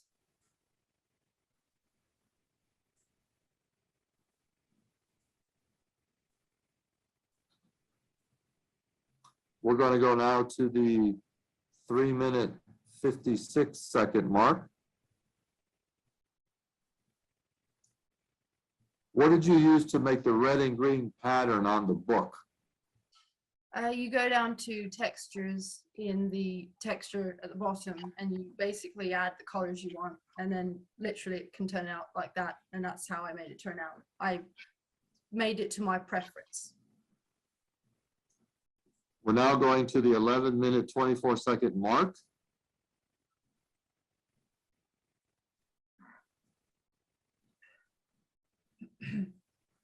The question is, how did you create the reindeer copies so they all move together?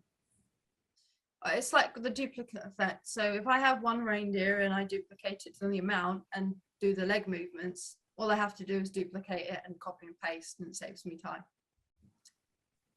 Do you recall the name of the file folder in Cinema 4D to replicate this in a grid pattern? I don't use a file. I just use the copy and paste in the top right section of all the characters and objects you use.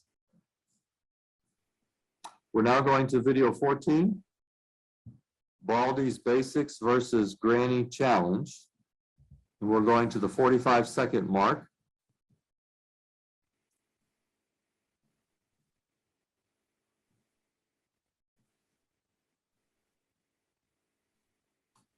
Was this effect done the same way as we just recently saw with Santa's sleigh and the smoke behind it? Yes, it's a very similar effect. Yes. All right. We're now going to video 16, Baldi's Basics versus Hero Brine Challenge 2. And we're Okay. to the 10-minute, 12-second mark.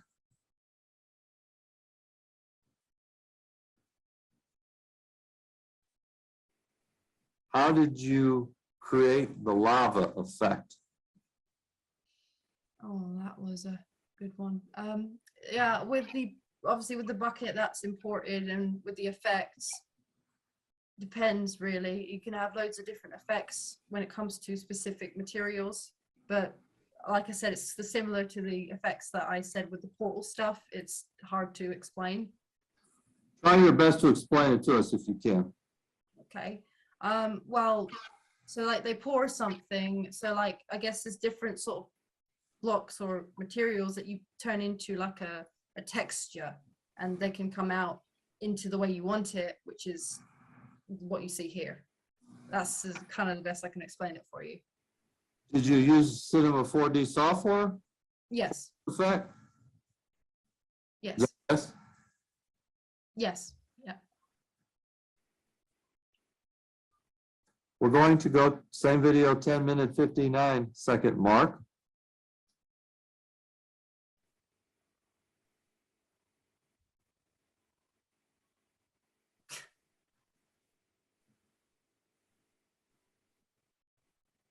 How did you do that splashing effect? That splashing effect is something that I think was included with Cinema 4D. That was a long time ago, that animation. But you can add effects and everything, like I said, and they just sort of pop up when you want them on specific keyframes. So this was an added effect. Was the splashing effect some sort of a physics simulation?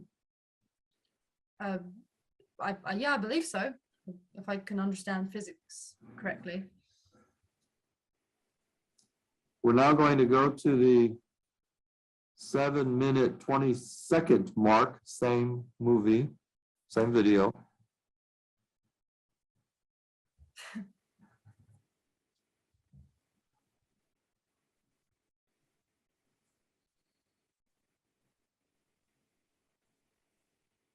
Would you agree that this particular scene looks different from the previous parts and previous movies? Yes, it's completely different. Yes. Did you change something about the way you rendered this scene? Well, this compared to the Baldi's Basics, this Minecraft rig is an older rig. I changed rigs from that one to a new one. Did you add a new effect or do something different? No, it's just a complete different rig.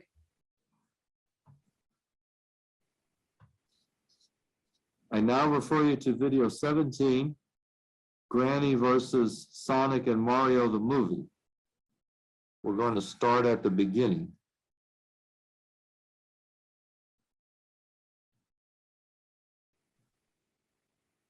How did you make Sonic look fuzzy?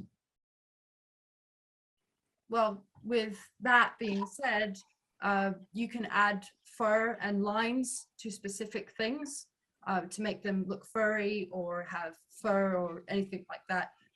But I add that after I've animated because it did slow my computer down quite a bit. So yes, you can add specific hairs to anything.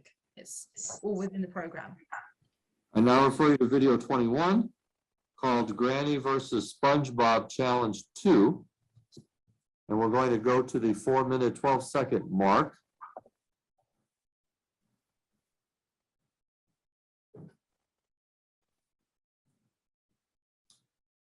Did you model this 3D knife yourself? No, I believe I got that on the internet as well. I mean, all my items I usually just get from the internet, free ones. We're now going to go to video 24, called Baldi's Basics versus Herobrine Challenge, the movie 1. And we're going to go to the 25-minute, 8-second mark.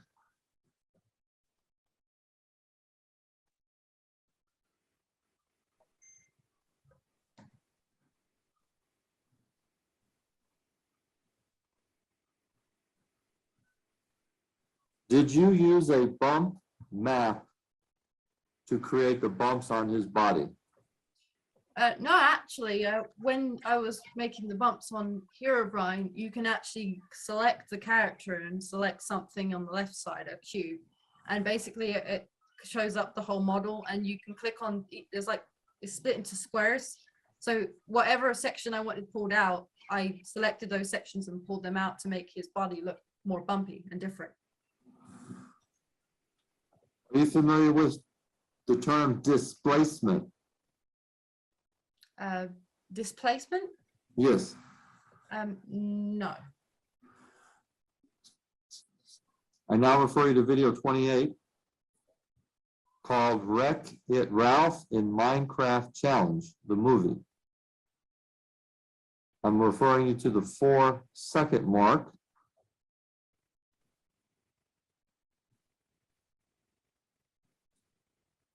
Did you model the Wreck-It Ralph 3D model? No, I got these. I mainly get most of my models on the internet for free if I can find them. So this is probably another one of those. Yes. That you obtained it off the internet, correct? Yes. I now refer you to video 30, called Angry Birds in Minecraft, at the 8-minute, 40-second mark. Did you make the Thanos 3D model that we're about ready to see? No, I also got that one on the internet. And you stated earlier, do you pay for these that you obtain off the internet, or do you take them for free? Oh, I get the free ones. Yeah, absolutely. I now refer you to video 33, Super Mario 64 versus Minecraft 4 Challenge.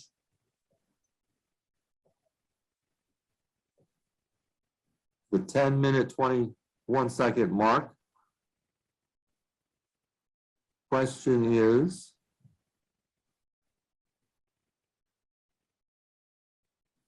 what method did you use to break the rocks?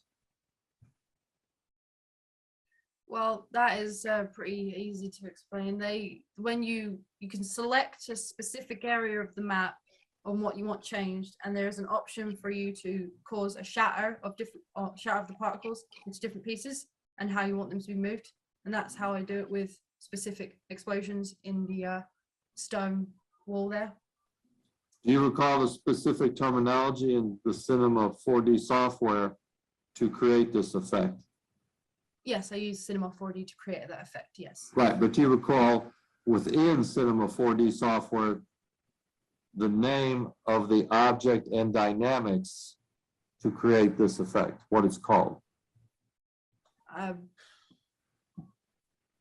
Not that I can remember, but I literally just go into there and find it and figure out, but sometimes names just slip my mind. We're now going to video 47, Sonic the Hedgehog movie in Minecraft episode 1. Okay. We're at the 3-minute mark. If you look at the top right of the frame, outside the window, what is that? Can you tell us? That is actually a sort of behind the scenes sort of thing, but in black and white. So that specific thing there is literally one of the ways that you can move the facial expressions, including mouth, eyes, and eyebrows. Okay. I included it in that specific animation because Dr. Robotnik is supposed to be a scientist and it looks like a science project.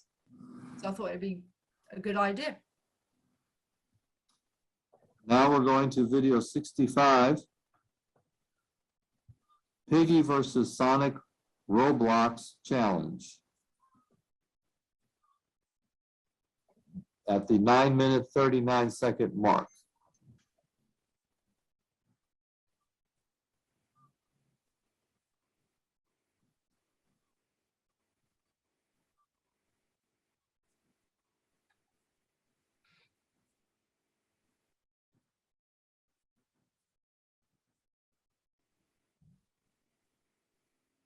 What effect did you use for Sonic's speed trails? I used a dragged blurred effect. When selecting character, you can do that. All right. It was just an experiment, that was, to see what it looked like, and it looked pretty cool back then, yeah. I think we've been going for about another hour or so. How about we take another 10-minute break and Okay. come back at noon? Does that work? Yep, that's fine. Thank you very much. Thank you. Going off the record, 11:50 a.m. Going on the record, 12:11 p.m.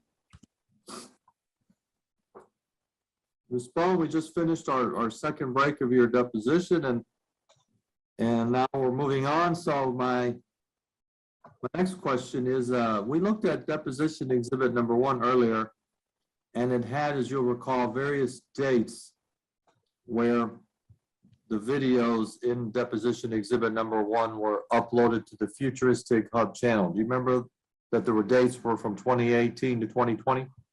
Yes, that's correct, yeah. All right. My question to you is, how much earlier in time, typically from the date you would upload a video, would you have completed that video, approximately? You understand? Are we talking about those videos? Or... Yes, just the videos and listed in exhibit number 1. And how long it would take to make them? Or sorry, I'm getting confused. No, my question is, exhibit number 1 has dates from 2018 to 2020 when these videos were uploaded to Futuristichub and to Wildcraft, right? Yes. All right. My question to you is, from the date you upload the video, obviously that means it's a finished product, correct? Yes. How much prior to the upload date, on average, would you have completed the video? So what's the lag time between the time you completed the video to the time you uploaded it on the channel? It can take up to a week. All right, so is it fair to say that you would have finished the video about 1 week before the date of the upload, approximately. Is that fair? Yeah, you could say that, yes. Okay.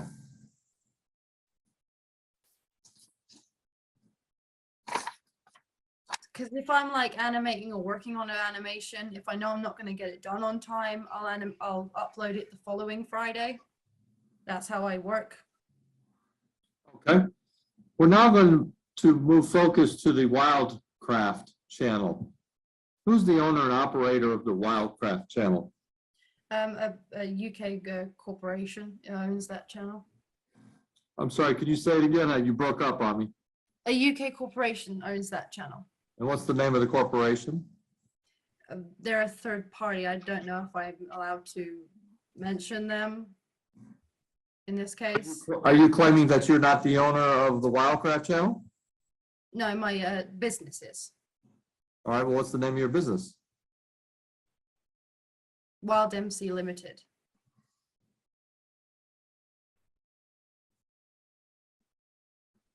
So it's your position that Wild MC Limited is the owner and operator of the Wildcraft channel. Is that correct?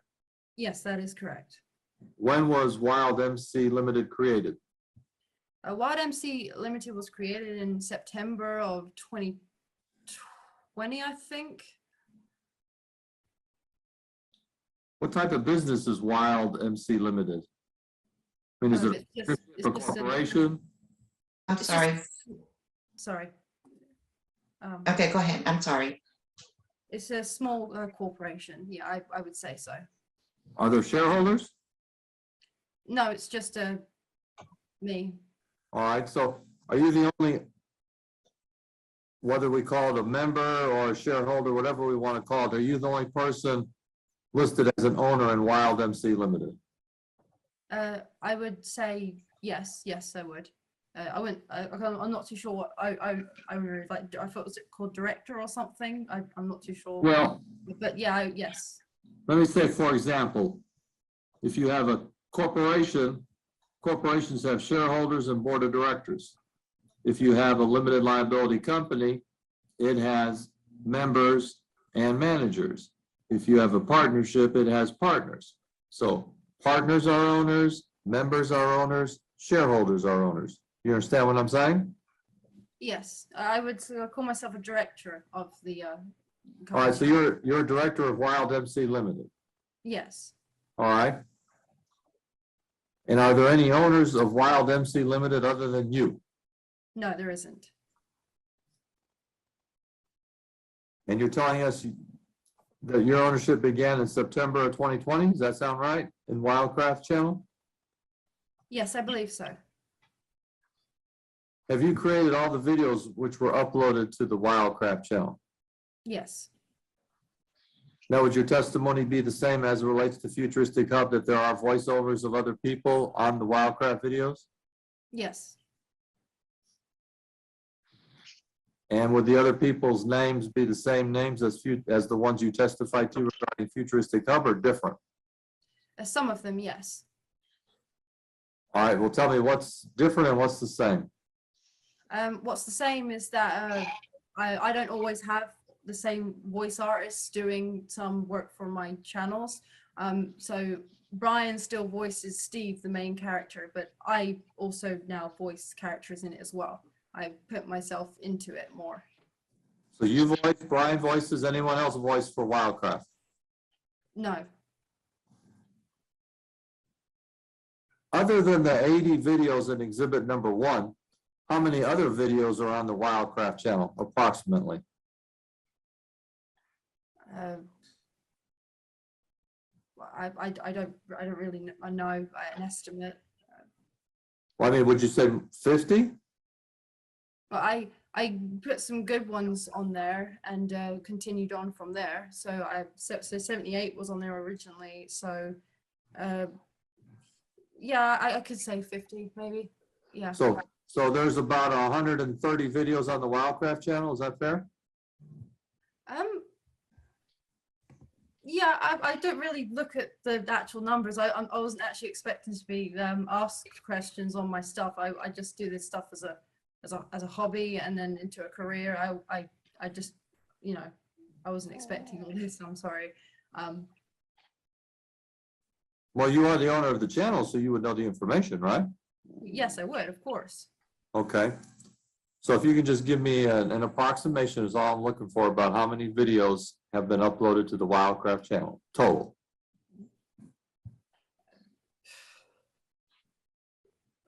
I guess a couple hundred, maybe. I literally just upload the content. I don't go to look how many videos I have on my channel. I'm not that type of person. I literally just upload my content.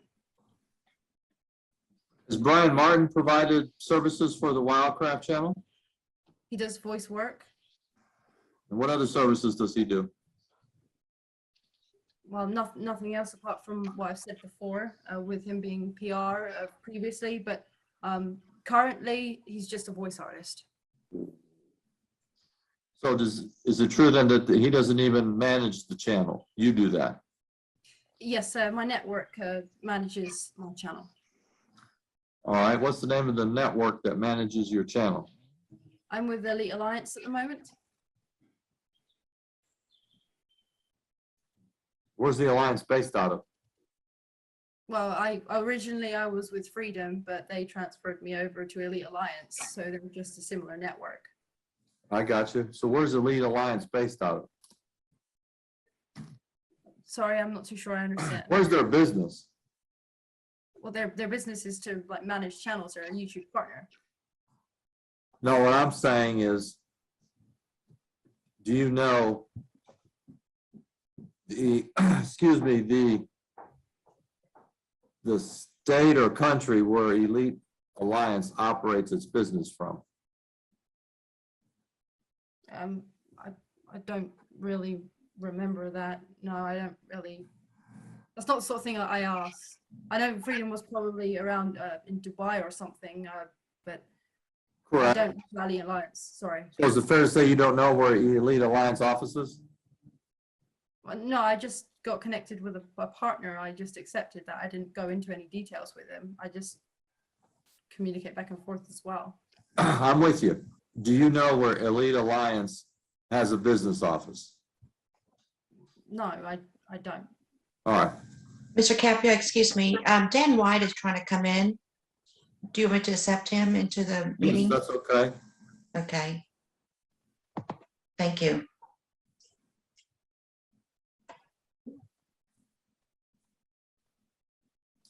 Did you give Brian Martin the passwords to log into the Wildcraft channel?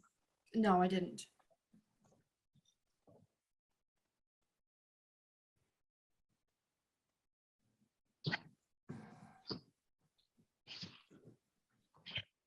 Now you said approximately you have 200 videos on the Wildcraft channel. We've already stated that there are about 80 videos on exhibit number 1. So the roughly approximate 120 videos that are not part of exhibit 1, would you agree that those videos contain basically the same characters as the characters on exhibit 1? Yes. And would you agree that the voices on exhibit 1 are also on the Wildcraft channel, and then you also stated that you've been doing some voiceover as well? True? Yes.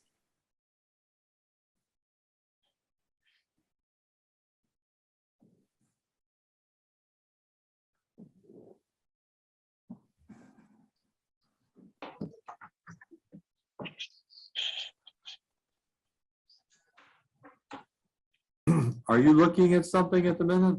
I saw you looking down.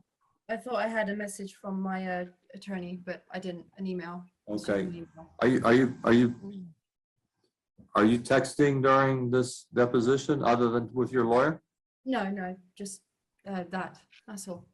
Okay, are you emailing? I apologize if it was just an old email saying that if Jim. Well, I don't need to hear what your attorney had to say, but I just want to make sure you're not texting or emailing with anyone besides your lawyer, No, right? no, absolutely not. No. Okay, and you're not supposed to do that while there's a question on the table either, right? I apologize. I didn't know. I'm sorry. Okay.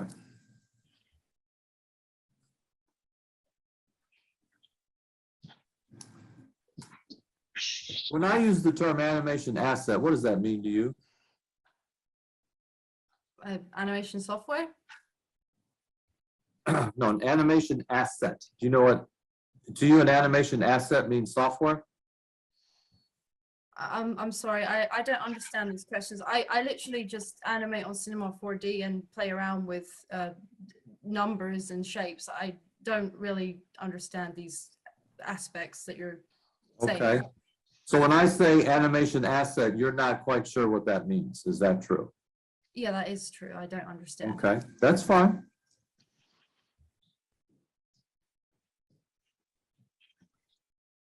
Are you familiar with the term thumbnails? Yes. What is a thumbnail? A thumbnail is the main picture that a person on YouTube would see when they click a video, and I usually use mine and add the characters that are in my video on my thumbnails.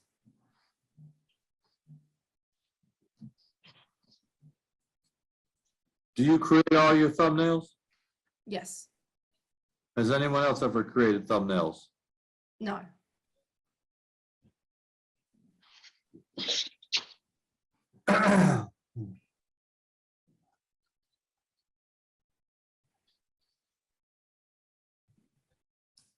I think earlier in your deposition, you used the term wild hub. Is that correct?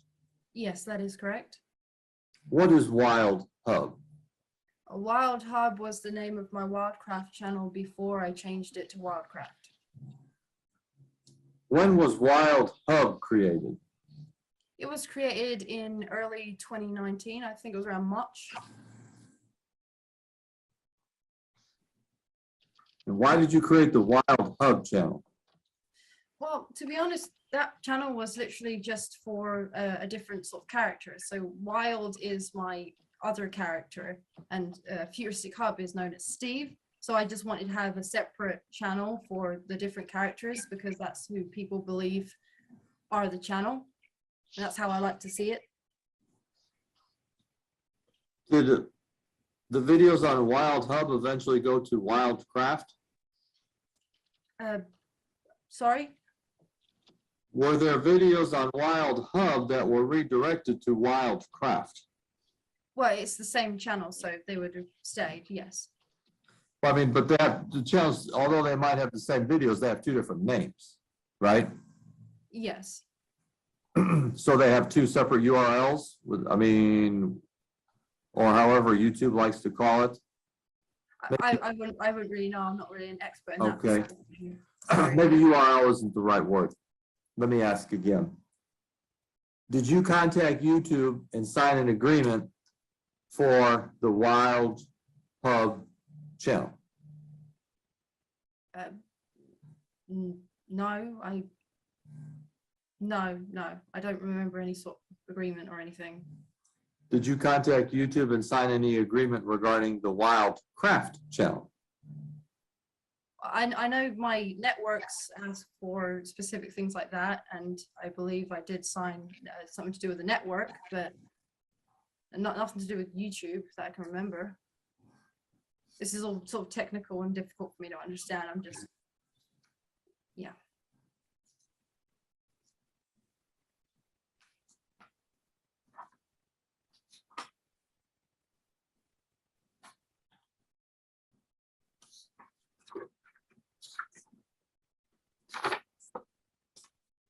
Can you tell us all of the YouTube channels that you own and operate? The names, please. Own and operate currently? Ever have? Okay, because there's two that I'm locked out of at the moment. Okay, I would say start from the beginning and work forward. Okay. I operate Futuristichub and Creamworks. I also have Wildcraft as well.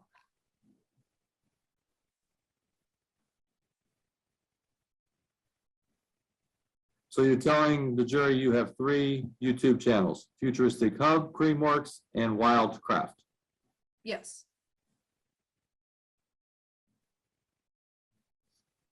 And you said you're locked out of one of them? I'm locked out of 2 of them. Which ones are you locked out of? Google locked me out of Futuristichub and Creamworks due to this case.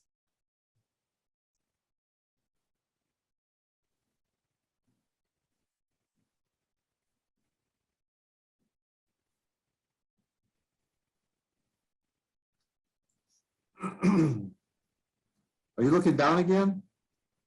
No, I'm zoning out at my laptop. Sorry, it's Okay. part of my condition. Yeah, I'm just not used to these sort of things, and it confuses me, that's all.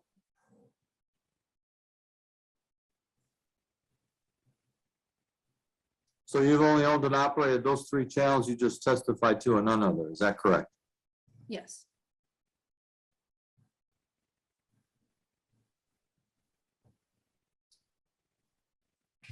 And as it relates to Creamworks, are you the only person that has created videos for it? Yes, that's correct.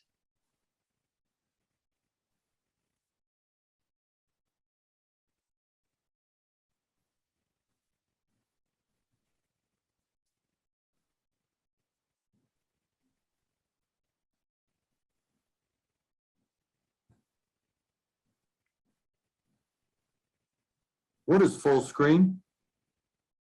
Sorry? Full screen, what is it? Well, full screen is when you say if you're on a video or something, you can go to the bottom right or something and just click a button and it shows up full screen with the whatever you're watching, I guess.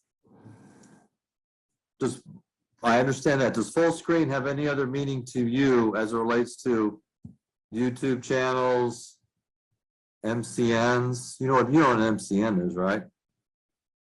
Yes, and it's network. Multi-channel network? Yes. Okay. And so when I say the word full screen, all you know it to mean is to make an image larger on your computer monitor. That's all? Yes. All right. What is blocktastic? You heard that word before? Yes, I have. What is it? Blocktastic wasn't really a channel much to take serious. It was more of a roleplay Minecraft channel for Steve, and it's something that I guess me and Brian ran sort of together. So would it be true that blocktastic is a channel? Yes, it is a channel, but it wasn't really, there wasn't much attention paid to it.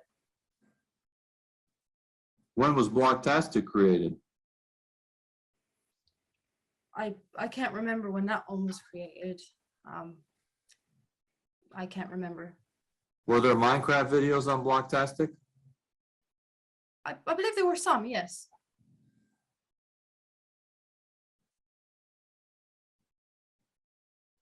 What is Drama Hub? You're looking down again. Are you sure someone's not helping you? No, no one's helping me. It's kind of hard to explain, but my condition, when I'm like, because I feel like I'm being bullied and harassed because of all that's going on, and this is overwhelming for me, and it's making me upset. And I chew my nails. I don't always look at people. I just look down and stuff. I can't help it. It's just to do with my condition. Yeah. Craig, I think, she's gone well past her dinner time. We need to take a longer break, let her relax, get herself together. I think That's we all right. definitely, but let's take an hour's break where she can have a meal. Okay? This is, I mean, it'll be lunchtime for us. I'm And not I, gonna object. I mean, Okay. Miss Bowen, are you telling the jury that I've been harassing you today? No, I just feel like this whole situation with the lawsuit and the fact that my channels have been taken away from me and now I'm being interrogated to tell everyone everything. I wasn't expecting this because I just animate stuff and I post it on the internet and I just did it as a hobby, and now just because I'm autistic and I look away because of my condition and stuff doesn't mean I'm doing anything bad. let's I've been courteous to you today. Can you tell the jury if I've been courteous to you today? I don't know what that means. I'm sorry. You don't know what courteous means? Okay. let's take a break for an hour. All right, we'll come back at 1:30 our time. Yes. Going off the record, 12:32 p.m. We're back on the record, Mr. DeBose. Okay. As you could see, my client was very, very upset, and I'm sure Mr. Capua does not intend to upset her. What I would suggest to him is that if he has a question about what she's doing, not asking, as you might another witness, an accusatory question, are you getting information from other sources? But simply to ask her what she's doing. I have told her that if she gets upset at any time, she can call it off for as long as she thinks she needs to take care and get her head together. So go ahead. My only response is I believe I have been courteous to the witness, treated her professionally, and have never accused her of anything. I was just asking questions as I would in any other deposition. Craig, I'm not accusing you. And in fact, you have been a model of decency in questioning. It was just that was the one question that threw her off. And I think, again, it's simply a matter of asking what's she doing rather than asking. And I would ask that question of anybody in a normal deposition too. So I'm not accusing you of any wrongful behavior. I just have an extremely delicate, fragile client, which I think you've now seen. So it was just a suggestion. Okay, very good. So if you could read, we don't need to go off the record, Ms. Stovall, if you could just read for us the last couple of questions and answers so we have context of where to continue. Okay, give me just a moment, please. And excuse me if I say the wrong names. I haven't identified the proper names in the deposition yet.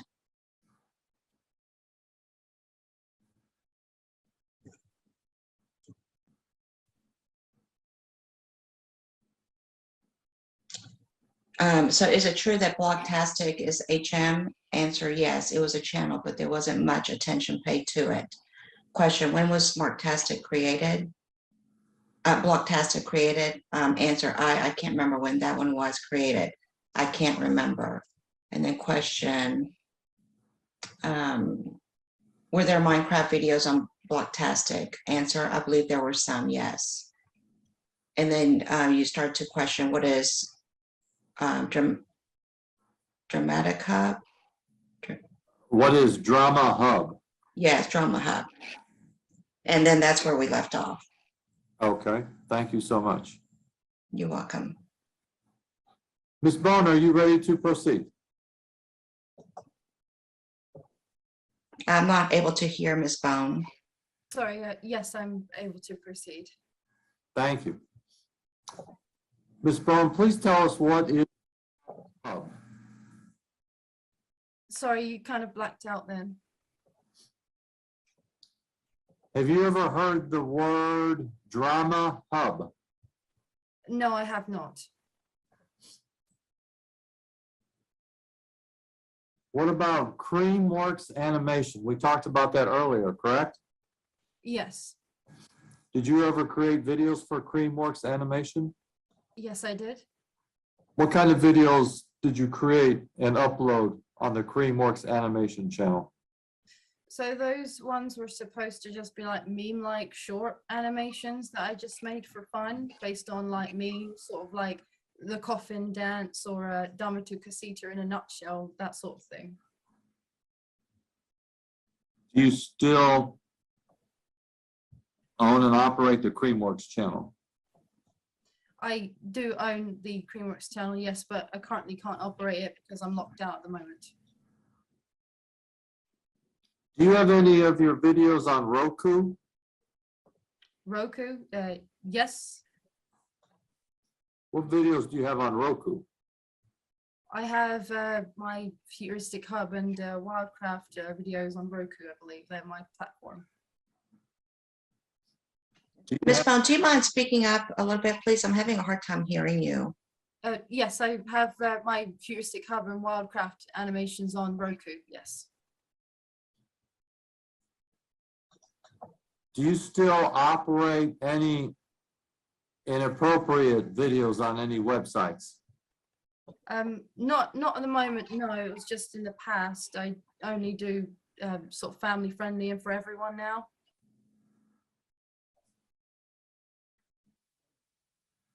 Have you heard the word of a business named Aegis, Aegis? Yes, that's a copyright company. What is the purpose of Aegis as far as you know? Aegis is a company that puts your copyright on their website. Basically, you create a video and it goes on to Aegis as who created the content and what it's linked to. How long have you been affiliated with Aegis? I believe ever since I've been with Freedom and Elite Alliance, it's connected with them, I think. Do you have an account with Aegis? Yes, I believe it's linked to the YouTube email address, and you have to have a password or something. Who has access to your Aegis account? I have to have access to the Aegis account. Does anyone else have access to your Aegis account besides you? Well, apart from Aegis, the actual company, it would just be myself. Does Brian Martin have any involvement on behalf of you with Aegis? No. Has Brian Martin ever filed a copyright claim on your behalf? No, I don't believe so. No, I mean, he may have helped me with how to do copyright claims if I ever needed help, but as far as I know, I've been the one doing my own copyright claims. How many copyright claims have you filed? Well, some copyright, when someone uploads a video, I can decide whether I want to claim it on the YouTube channel, or it can come up as a sort of like third-party claim or something. But I couldn't give you an amount. Sometimes they just happen automatically. I mean, do you think you've filed over 100 copyright claims? Well, there are quite a lot of them. So yes, I would say so, yes. Do you think you filed more than 200 copyright claims? I wouldn't have an exact number. I just claim ones that I feel should be claimed. So I wouldn't have an estimated number. Are your copyright claims that you filed digitally filed? Like on the internet? Just, you don't use paper? No, it's all online. Right, so all of your copyright claims you have filed online or digitally, yeah, either way, right? Yes, that's correct.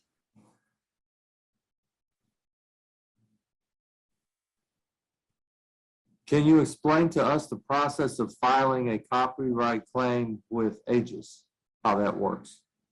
Well, when it's sort of like with YouTube, all the videos that are on YouTube, they are on the page on Aegis, which is every time I upload something, the content goes on there and it's linked, I think it's linked to the YouTube channel. I'm not very good with the technicalities of these things, like I've said. I just know that I see what I see, and then I click if there's something there that isn't mine and belongs to someone else, it will say, and I can just click on there and click a copyright claim button, and it will go ahead and go through with it. Then what's the next step as relates to after you click the button to file a copyright claim? When you file a copyright claim, usually you're asked for more information, like on who you are and your identity, and then I just provide that and give a reason, and then it's a decision whether or not it's accepted or declined, but it's usually always accepted because it is my content and animation. So if it's accepted, what happens next? The person that uploaded the video that belongs to me that I've copyright claimed would get taken down. If it's denied, what happens next? It remains up. Do you know what a copyright takedown is? Well, a copyright takedown is basically when the video is taken down. Who typically initiates a copyright takedown? I'm not too sure I understand your question. does someone have to create a copyright takedown for it to happen? Well, yeah, I would assume so. You'd have to, like, if there's something that I've made on a copyright, so it's something I've made on the internet and on YouTube, and it belongs to me and I don't want someone else using it, I can just do the claim that way. That's all I understand in this situation. But then after you file the claim, does someone decide whether or not your claim is valid? Well, I believe there might be something called an appeal, but that's if they have a reason to appeal the claim. But I haven't really ran into any of those, I don't think. So you're telling us that when you file a copyright claim, that the video is automatically taken down? It will be taken down, yes, if it's accepted. All right, so who determines whether your copyright claim will be accepted? Either Aegis or YouTube, I think.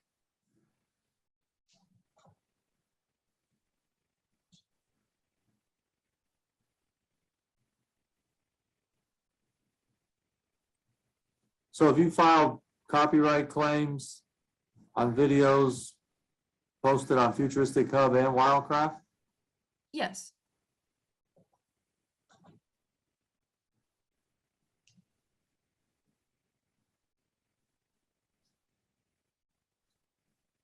Has a copyright claim ever been filed against you?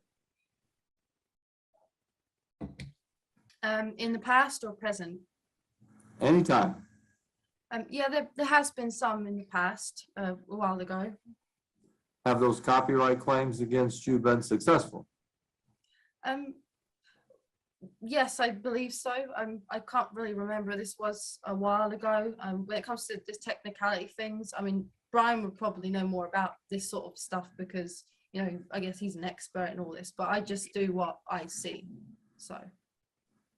So the copyright claims that were filed against you, is that because you were using video content that you did not create? No, I'd probably be something to do with like a parody or a character. So like, for example, with Disney or an Element animation character, there was times in the past where I had rigs and I animated them, but the companies didn't like them, so they wanted me to take it down. So they're the only times I believe I've ever had that happen to me. So if you use a character that's owned by Disney, for example, let's say Mickey Mouse, and you put it in one of your videos, Disney could file a copyright claim against you. Would that be true? Yes, I believe that would be true, yes.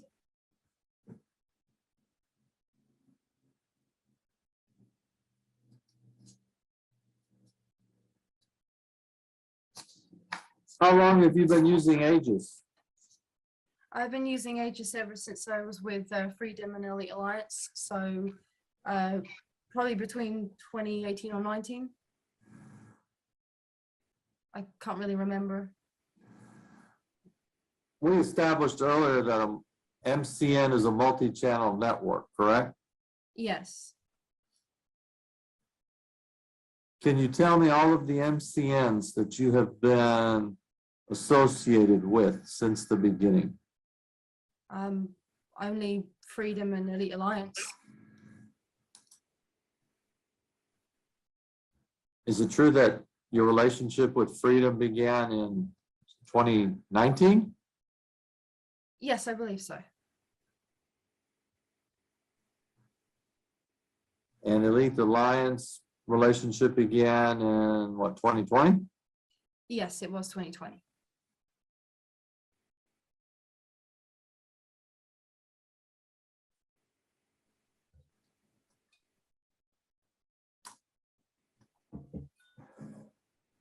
Did you sign a MCN contract with Freedom Family? I'm not entirely sure. I can't really remember, but I may have done, yes, with my partnerships. Did you sign? But it's not required though, I don't believe. Did you sign an MCN agreement with Elite Alliance? Yes, I think I might have done with Elite Alliance, yes. What was the revenue split percentage-wise with your MCM with Elite Alliance? Like how much do you receive? How much does the Lead Alliance receive? How much does YouTube receive? How's that work? Well, it was a 95 to 5%. So Freedom or another alliance would get 5%, and I'd get 95%. And out of that 95%, do you have to give a portion of that to YouTube? I believe the whole 95% to 5% thing is already split between Freedom and YouTube. So that 5%, I'm not, I wouldn't know. All I right. just, yeah. I mean, at the end of the day, is that you're understanding basically that under the scenario you described, YouTube receives 45%, the MCN receives 5%, and you receive 50%? Does that sound familiar? No, it doesn't. All I know is that I get 95% with my network and they get 5%. I don't know about that sort of percentage that you're talking.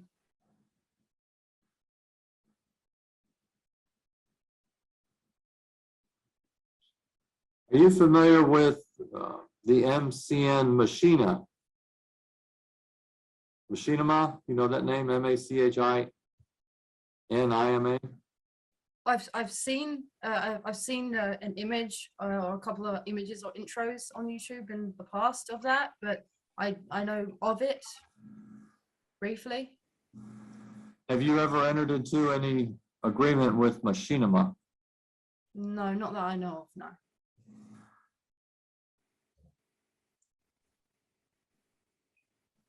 So you telling us, as far as you know, you're not aware of any Machinima contract with No, you? I don't. No, I don't know. Sorry. Relating to the Futuristic Hub channel, are you stating that only Freedom and Elite Alliance are the only two MCNs that you have contracted with? Yes, that's correct. And would your answer be the same as it relates to the Wildcraft channel? Yes.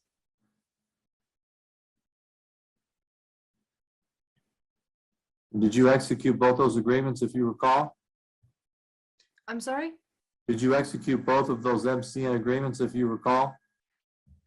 What does that mean? Sorry. Did you, I think you testified you signed the MCN agreement with the Elite Alliance, correct? Yes. And I think you testified that you do or do not remember whether signing an agreement with Freedom Family. Yes, that's correct.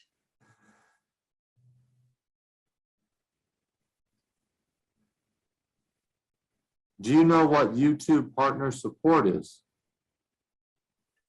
Sounds like customer service or something to me. All right.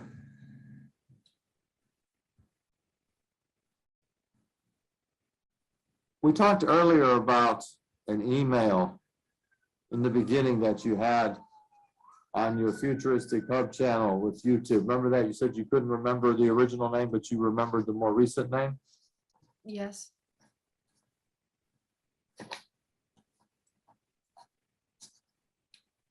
If I told you that the original name was contactfuturistichub@gmail.com, does that sound correct? I wouldn't, like I said, I wouldn't know. I wouldn't be able to answer because I don't remember. So I do apologize. Can you tell me all of the email addresses that you're connected with as it relates to YouTube? Which ones do you remember? I remember the current ones that I do have. And tell me what those are, please. There's the creamworksyt at gmail.com one. There's contactfuturistichub@gmail.com. animationfuture4@gmail.com. contactwildhub@gmail.com. They're the ones that I use. Or I have used as well, because the Animation Future 4 one, I can't access my YouTube channels, obviously, so I haven't used those ones as of late. Any other email addresses with YouTube other than what you've just testified to? Not that I can think of, no.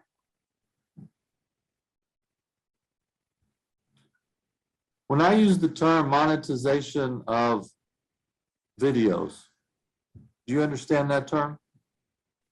Yes, I believe monetization is paid through ads or something. All right, so you can make money if you have a lot of page views, right? Yes. And you can make money on subscriptions as well, right?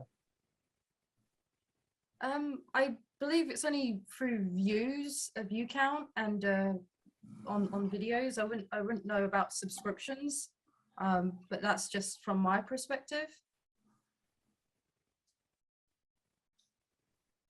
You stated that you started creating videos for the YouTube channel in 2012, correct? Yes, that's correct. When was the first time that you started receiving money from these videos on the YouTube channel Futuristic Hub? I didn't start getting paid for the channel until around 2019 when I was with my network. In 2018, I believe it was those years. I had a verbal agreement with Brian because of his help on my work and stuff when it comes to his management and voice and rendering for me, that he could have whatever it may have made before then, but it was very little. So you're telling me that from 2012 to 2019, you did not make any money from the monetization of any videos you had on Futuristic Hub. Is that true?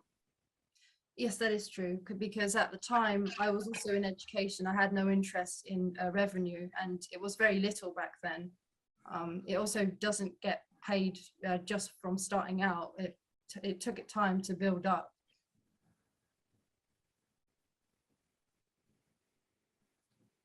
Did Mr. Martin, in your, based upon your knowledge, make any money off the monetization of videos on Futuristic Hub from 2012 to 2019?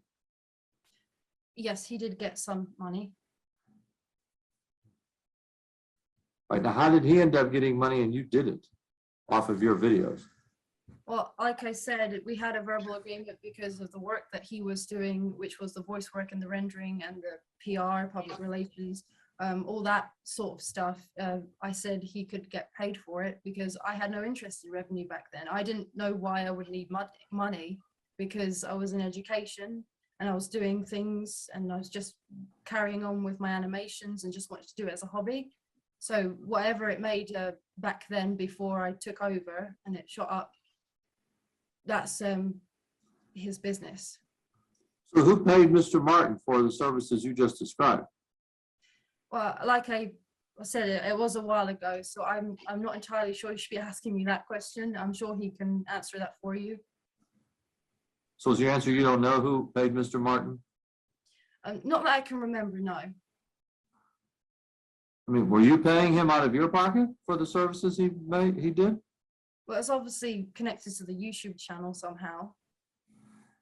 But my question is, did you transfer any money to Mr. Martin for any work that he did on those videos that you just testified about?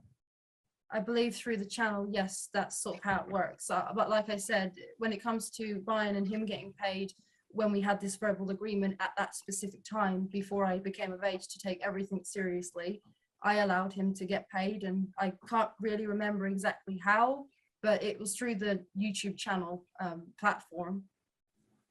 Do you remember the agreement, the verbal agreement that you were just talking about between you and Mr. Martin and how he would get paid? No, I can't remember all of that. I just know that I had a verbal agreement with him at that time. Do you remember any terms of the verbal agreement?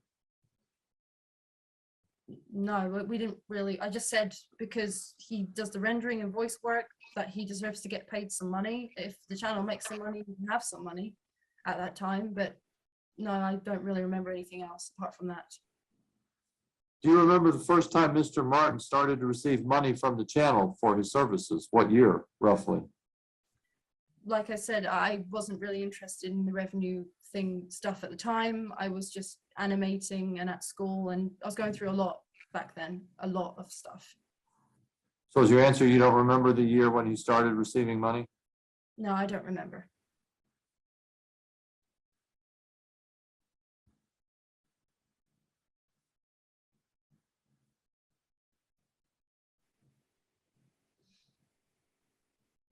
Did you sign any documents with the YouTube partnership program for the monetization of the videos on the Futuristic Hub channel?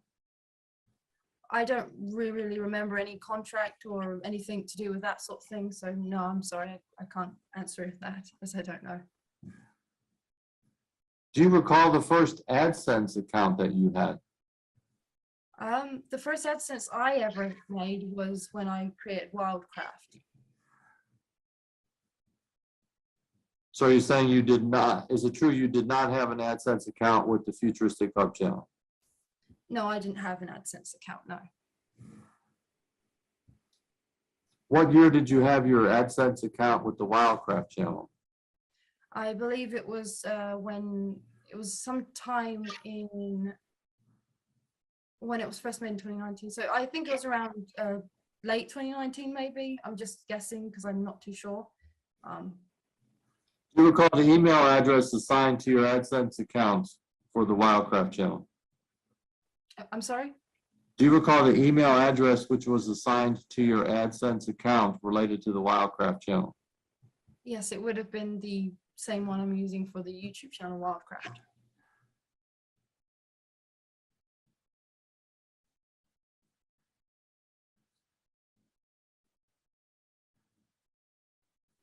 What was the average amount of money that you received on a monthly basis from YouTube for the monetization while you had the Futuristic Hub channel?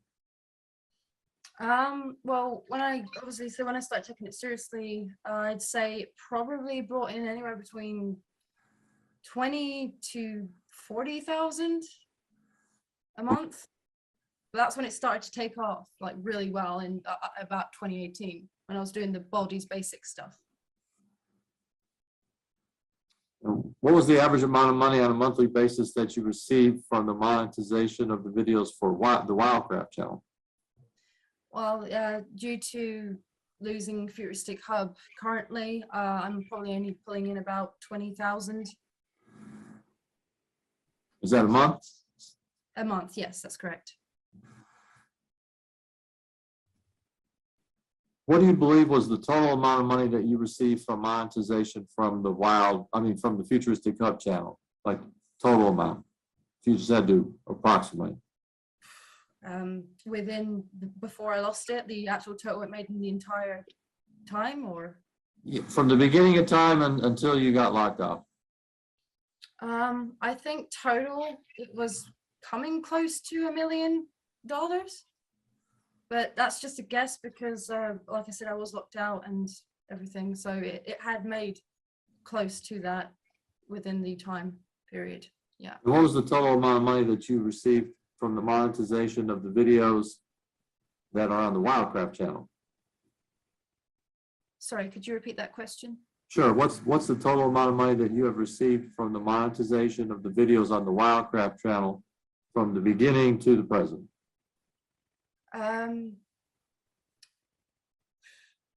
So I'd say probably around 200 something thousand. That's due to taxes as well.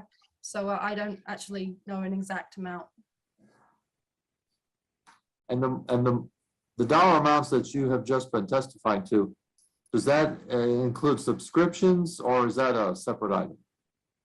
It was always down to CPM, I usually assume, which is to do with I think it's like currency or something per 1,000 of views. So you get paid a specific amount per 1,000 of views. So that's how you'd get paid through ads and views. Okay, and do you remember what the amount is per 1,000 of views, what that dollar amount is? Well, to be honest with you, it changes all the time. So it could go from $5 to 15 on a good day, or anywhere between that sort of estimate of per 1,000. But like I said, it changes all the time. And based upon your testimony, it sounds like, say, for the month of February 2022, the Wildcraft channel would provide you around, what, $20,000 of monetization revenue on average? Is that what we're saying? Yeah, I would say on average, yes. Do you use PayPal at all? I do, yes. And how do you use PayPal as it relates to the monetization of your Wildcraft channel? How does that work? So with PayPal, I use that to pay my map maker, and if I have any voice artists at any time that I may want, I can pay them through PayPal. It's usually a platform for me to pay someone for doing something for me for my channel. All right, does PayPal also receive money from people who watch your YouTube channel, Wildcraft? No, I don't get paid through PayPal.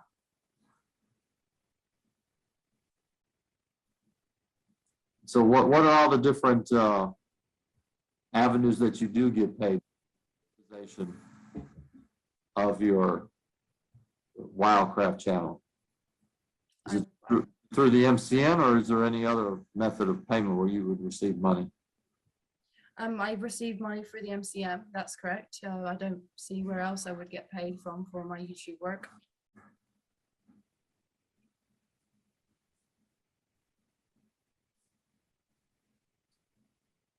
Do you receive monthly revenue from the Futuristic Hub channel, or do you understand that all that money is going to the registry of the court? As far as I'm concerned, I've received nothing from the Futuristic Hub or Creamworks channel ever since they were locked up. Google has kept that to themselves, and everything's still monetized, and I'm not getting a dime. And I guess it's either going into the court or they're just keeping it. Now, you produced through your attorney some bank accounts in this case. Do you remember doing that? Yes, I do remember giving my attorney evidence.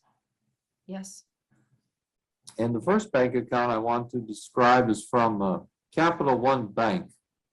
Does that financial institution sound correct to you? Yes, it does. And the bank accounts we received were from July 2019 through June 2020. Does that sound about right as far as what you produced? Yes, I believe so. So are you telling us that before July 2019, that you did not have any bank accounts that received money from the monetization of your videos? No, I didn't have any other bank accounts. So are you telling us that when you started creating videos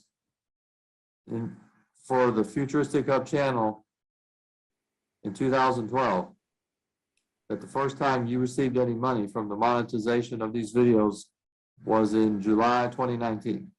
Yes, when I joined Freedom's network.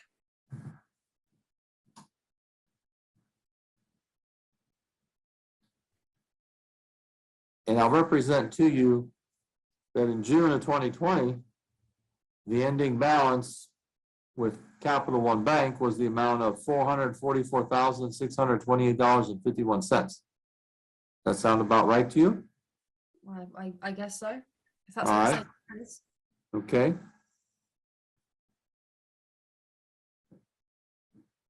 What happened after June of 2020 as to why I have no more statements since I asked for all of them? What happened?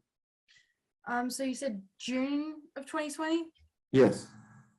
Well, I believe that that time I was, because Freedom, I think Freedom stopped payments because I was in the middle of probably moving. I didn't have any payments in July, and August was the time I was moving back to the UK. So that's probably why, because I was moving back and I wanted to just transfer back to the UK. Okay. Then what happened after you returned to the UK? I think you said it was around August 2020, right? Yes, that's correct. But before I go on, I want to ask another question. Did you set up the Capital One bank account by yourself? Yes, I did. Are you telling us that no one went with you to assist you in setting up the Capital One bank account? Well, yes, someone was with me because I had to get dropped off there as I didn't have a driving license. But I was doing everything myself. All right. And who took you to the Capital One bank? My husband, Brian. Is Mr. Brian Martin, was he on the bank account for the Capital One account that we've been talking about? No, he was not.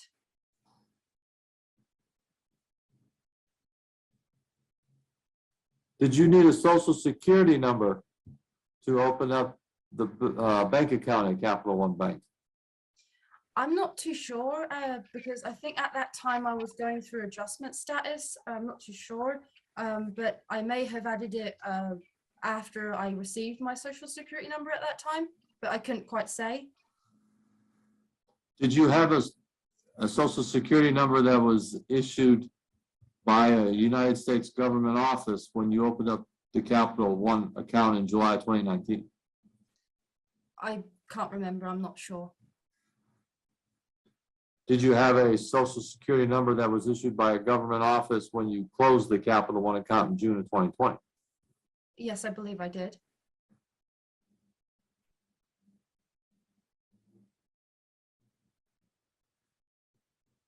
When you returned to the UK in August 2020, did you set up another bank account? Well, I did have a bank card that I never used from a while ago. I think when I was doing work experience during high school. So I still had that card valid and I just renewed it. So yes, I did have that card when I returned to the UK. What card is that for? It's a UK bank card. All right, so what does that mean? What does a UK bank card mean? It's like any other card. It's like a debit card. Okay. I mean, did you have a bank account at Barclays Bank? Yes. Okay. When did you set up that Barclays Bank account? Do you remember? I'm not really too sure when I set it up, but I know it was around the time where I was doing work experience in high school. So probably when I was about 15 or 16 years old. All right. Because you also provided us with some bank statements from Barclays Bank dated September 2020. You remember that? Yes, I do. Okay. Did you ever have an account at Barclays Bank prior to September 2020? It was the same bank card as I've had ever since I set up an account with Barclays since the work experience. So any bank cards prior to when I first set that one up, there's none others. There's no others, sorry. Going on the record, 2:20 p.m.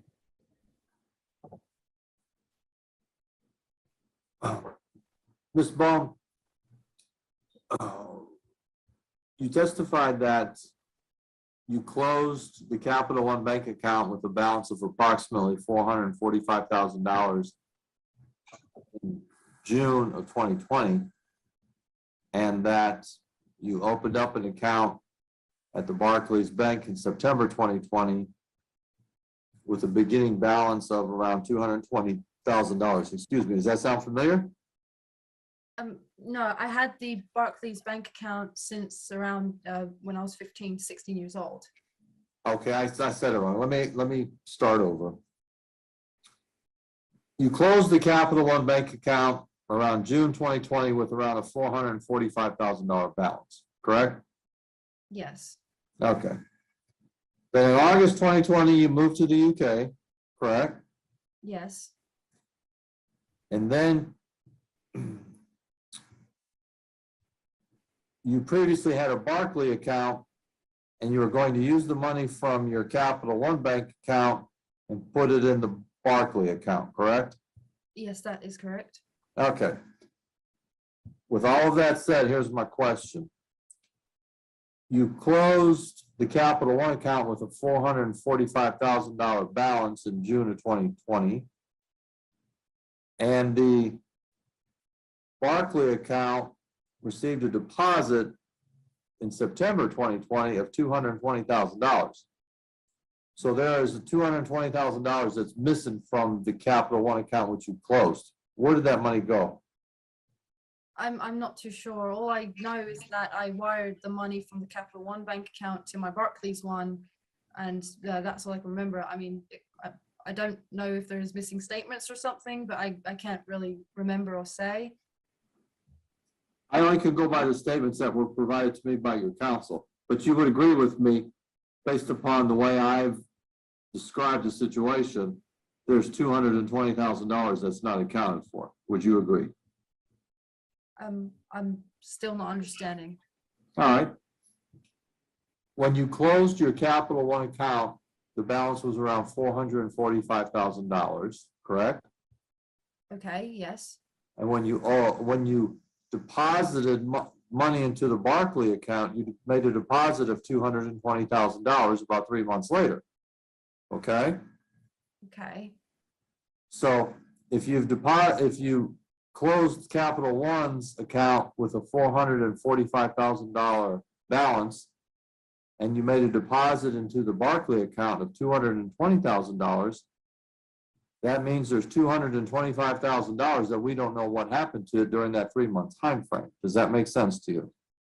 Okay, yeah, that kind of makes sense to me. However, I guess it could have something to do with the exchange rate because it's completely different than it is in the UK. Like it's less, so which probably would be the reason why it's so much less. But that's just my answer for you because I still don't really know what else I can say.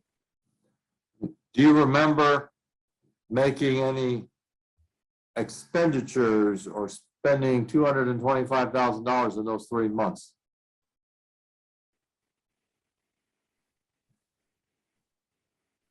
No, I don't know. I'm confused. I'm sorry. It was you're talking about the past, and I don't remember everything in the past. I only remember things that I need to remember for future and things like that. I don't know. I'm sorry. Did you give Mr. Martin the $225,000? No, I haven't given Brian any money of mine. No. Is Mr. Martin's name on the Barclay account? No, his name's not on the Barclay account. As a husband and wife, do you have a joint checking account anywhere? No, me and Brian didn't make a joint checking account. Have you ever had a joint checking account with Mr. Martin anywhere? No.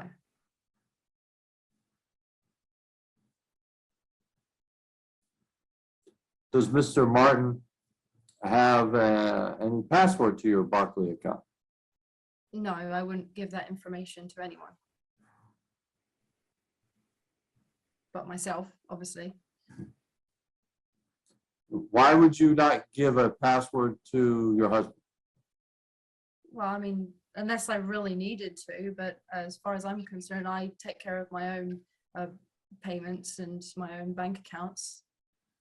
With all due respect, sorry. I didn't want to sound rude. Did anyone have access to your Barclay account besides you? No, it was just me.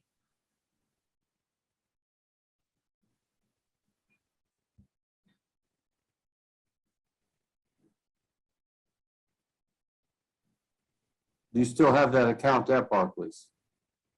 Yes, I still have my Barclays account.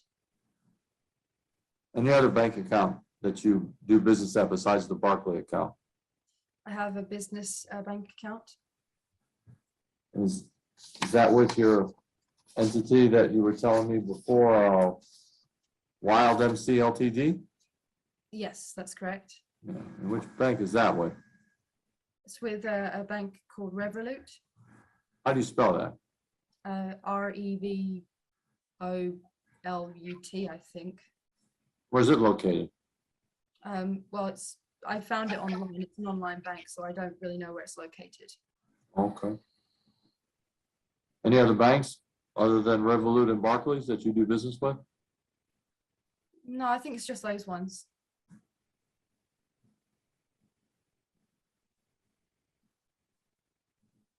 Does the United States, well, let me ask you a different way. Does the UK request that you prepare and submit annual tax returns like the United States? Yes, that is true. What year did you start submitting tax returns to the UK?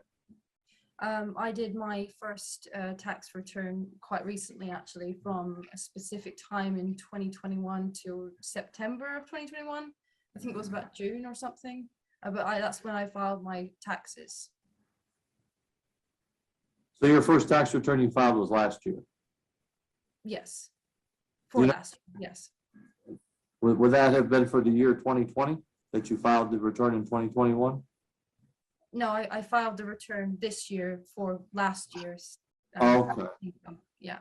So the first year that you filed a tax return was for year 2021 and you filed it in 2022. Yes, that's correct. Okay.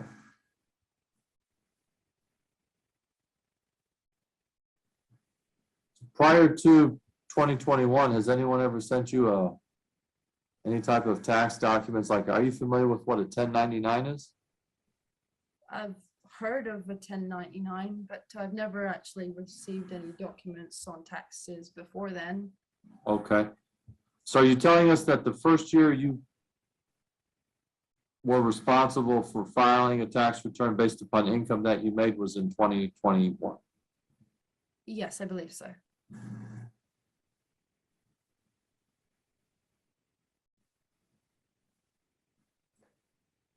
Does Mr. Martin have a bank account in some banking institution? Not that I know of currently. He could have done in the past, but that's something you have to ask him because I don't know.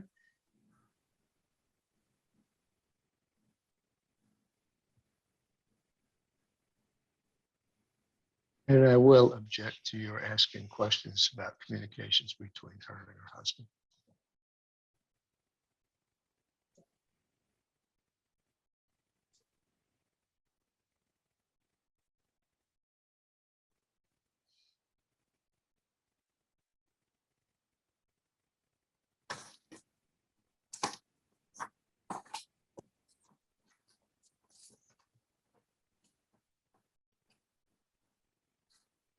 So if I understand you correctly, Wild MC Ltd filed a tax return in 2021 and you filed a tax return individually in 2021? Is that correct?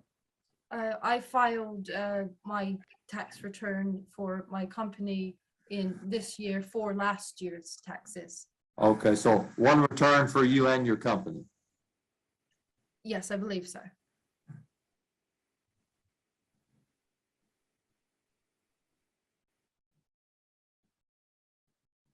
Have you ever heard the name Vince Victor?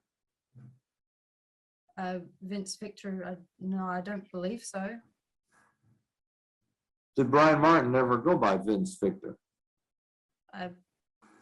No, I don't understand what this has to do with anything. I don't know anything about Vince Victor.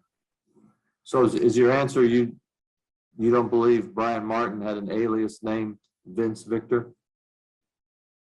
I couldn't answer that. I mean, this is something you might have to ask him because, like I said, I don't remember or even know what you're talking about. Well, I'm just asking about your knowledge. Okay. Or I don't know. I just say I don't know. Okay. Have you heard the name Studio One? Studio One? I'm sorry, Studio 71. No, nothing like that. Have you heard the name DJ Keemster? Yeah, I've heard of a Keemstar. Yeah. Did you create any animation for DJ Keemstar? Yeah, I think I did a long time ago. Was it Minecraft animation or different types of animation? I think of Minecraft animation. That Is there a reason why you created Minecraft animation for DJ Keemstar? I guess it could have been something to do with drama I was going through, or just because it was funny. I'm just thinking in the back of my head, this was a long time ago, but I do remember something like that, yes. Who is DJ Keemstar? I assume he's a YouTuber. Is that all you know about him? Yeah, he's a YouTuber that makes videos, yes. Does he make Minecraft videos too?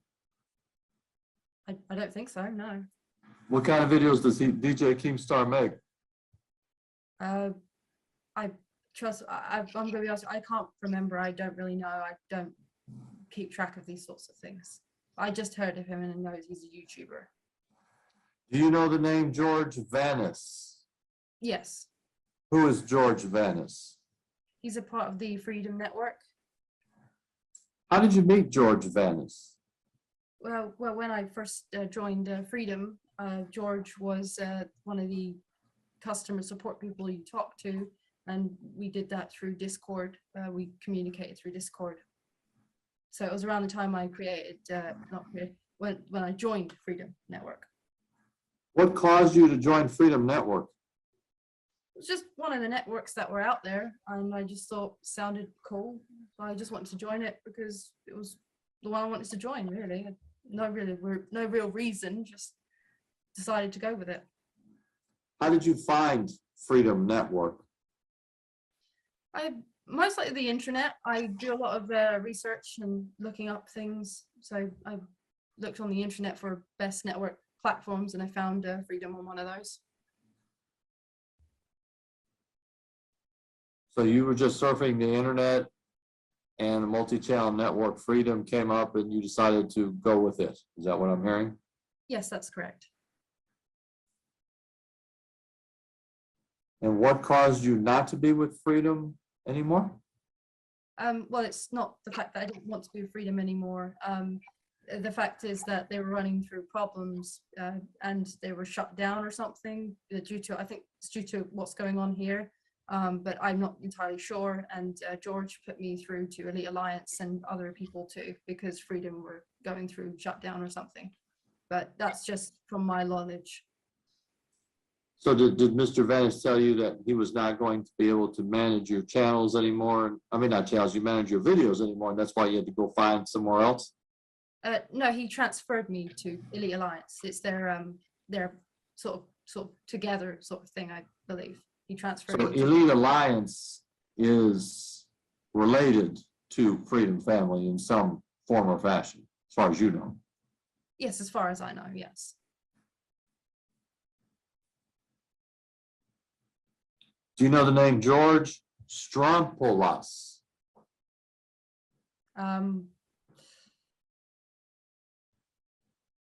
I don't really know. I can't think right now. No, I don't know. Do you know who Steve Hagen is? No, I'm sorry, I don't know these names. Do you know who Leah Cohn is? I'm sorry, no.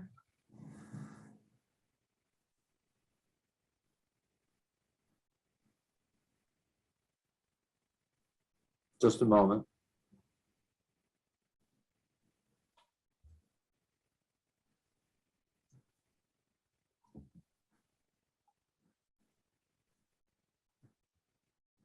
Now, you mentioned earlier that you have your videos at Roku, right? Yes, I have some with Roku, yes. So did you sign an agreement with Roku to monetize your videos there? How does that work? Yeah, I believe I did. I believe I did do a signed agreement with them. They take my videos and put them on their platform for me. And they pay me every so often when it brings in some money. I believe that's how it works. So they pay you direct. We don't have a MCN with Roku, correct? Yes, I believe that's correct, yes. When was the agreement with Roku signed? I can't really remember that. I'm sorry, I'm not good with dates. But I definitely know I signed an agreement with them at a specific time, but I don't know when. And do you think you've had the agreement with Roku for at least a year? Oh yeah, absolutely. Could be maybe 2 years? Yeah, I would say so. Okay. And how does Roku pay you? Quarterly? I'm not too sure, but they pay me specific time frame, but I'm not too sure, but they pay me at some point when it does well or something. I'm not too sure, but they do pay me, yes. How much money have you made at Roku since you signed the agreement with them? Last time I remember, I think it was about maybe 1,000 or something. I can't really remember. Roku's only paid you $1,000 in 2 years? No, it's just like I said, I can't remember because I don't keep track of everything all the time. My main focus is my YouTube channels and the income it brings in to help me pay bills and take care of my dogs and everything else. So who helps you manage your YouTube channels now? I know you talked about you've got Elite Alliance. Does anyone else help you, or is that it? It's just me and Elite Alliance.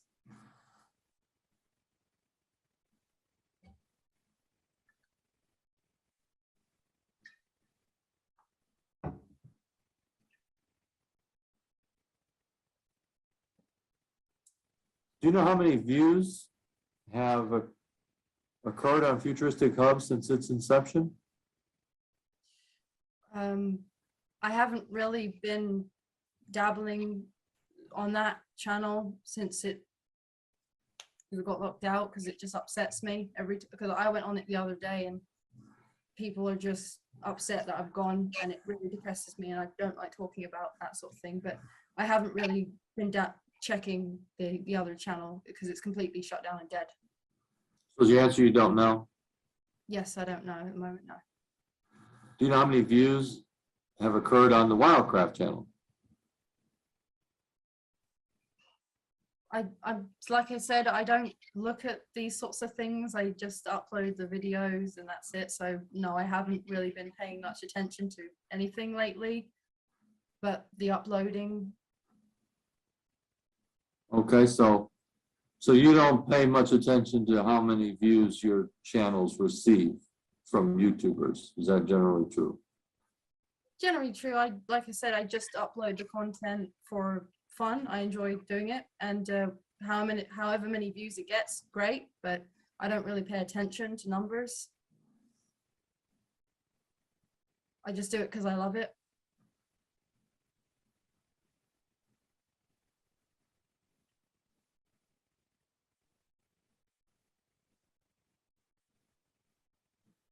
Do you know how Carolyn Martin received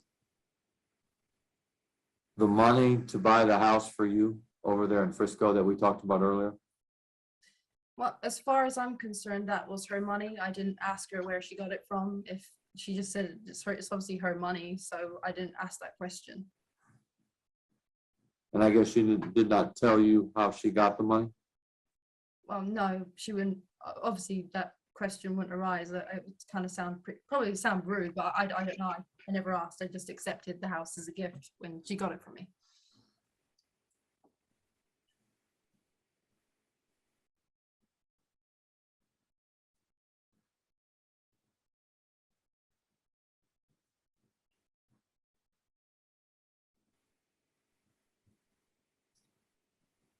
All right, how about if we take, it's 2:40, how about if we take, say, a 10-minute break and then maybe get close to wrapping things up? Is that okay, Ms. Baum? That's absolutely fine with me. Thank you. Great, thank you. Going off the record, 2:41 p.m. Going on the record, 2:52 p.m. Ms. Baum, does Mr. Martin have a different residential address than you, or is it the same one? It is the same one.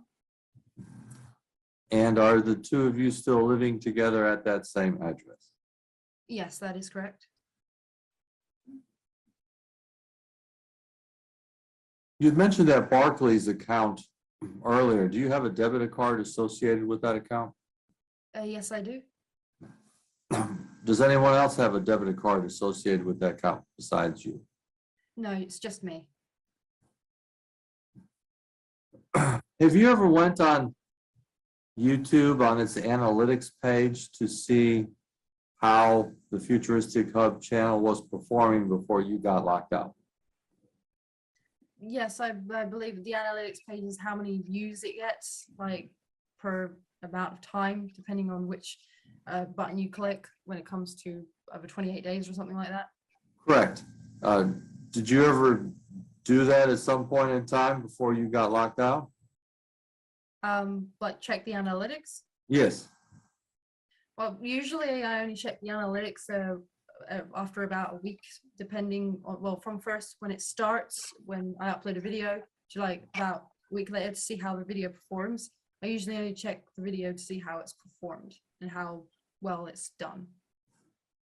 Do you ever go on the YouTube analytics just to see how all of the videos are doing as a whole?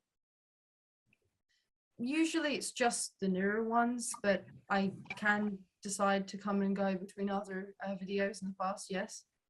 When was the last time you remember being on the YouTube analytics?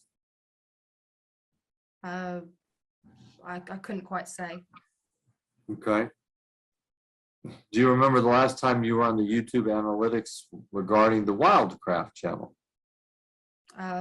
Probably, I don't know, a week ago. No, not a week ago. It was the last upload I had. And when you went on the analytics, were you looking for the performance of a particular video or the channel as a whole? Usually it's the performance on a specific video I like to look at, but as a channel as a whole, it comes up anyway. But yes. So what do you remember as far as the analytics as a channel as a whole as it relates to views? I'm not too sure I understand your question. You said you went on the YouTube analytics about a week ago regarding a video you uploaded on the Wildcraft channel, correct? Not a week ago. It was a couple of weeks ago. I Okay, missed 2 weeks it. ago.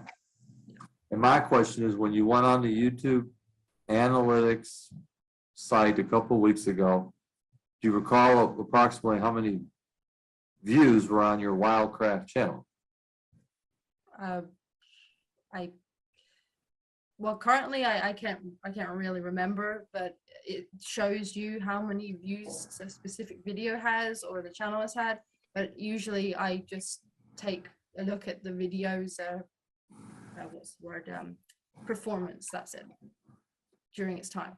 How was your video performing, the one you specifically had an interest in on the YouTube analytics page? I believe it was performing pretty good. It comes up with this thing that tells you out of 10 how good it's done. And I like to see it at 1 or 2, but sometimes it can be 3 or 4, but I can't really remember specifically. It was a couple of weeks ago, and I'm also going through a lot of stress and anxiety at the moment. Do you remember how many views the video had, the one that you were specifically looking at? I'd have to go and look now because I can't think straight at the moment. Okay. Do you communicate now with YouTube via email? I communicate with YouTube if it's necessary or needed. And what would be some reasons that you would communicate with YouTube via email? If there's a problem or a bug with the program, or if I run into an issue, copyright claims sometimes. But obviously recent period of time, I reached out to them asking them what was going on with my other 2 channels that are locked out. So that was the last time I remember specifically talking to them, despite copyright. Them asking for more information at that time. So is it fair to say that you have emails on your computer between you and YouTube regarding your channels? Yes, I would say so. And how far back do those emails go, if you had to guess? I can't really guess. I don't really know. All right. Would you say they go back probably at least 2 or 3 years? I don't know. I'm sorry. Okay. I'm trying to answer your questions as best as I can, but I don't want to just guess if I don't really know. So. No, that's fair. That's fair. But I just wanted to inquire that you do have email correspondence between you and YouTube regarding the performance of your videos on the channels and copyright issues and that sort of thing. True? Yes, that's true. Okay. And were you aware that the plaintiffs made an offer to get this case resolved through your counsel, I think 2 or 3 weeks ago? Yes, I'm aware that there was talks of getting this sorted out or something. Yes. Okay.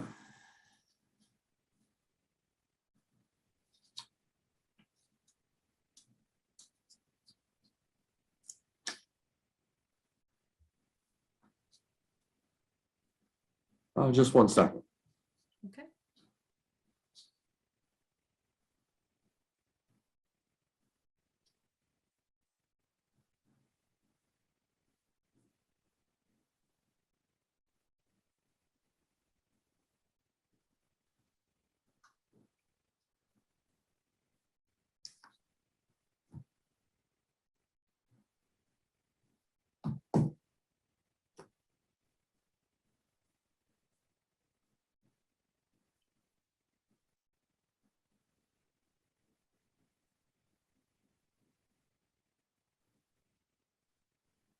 Okay, I've got no further questions at this time.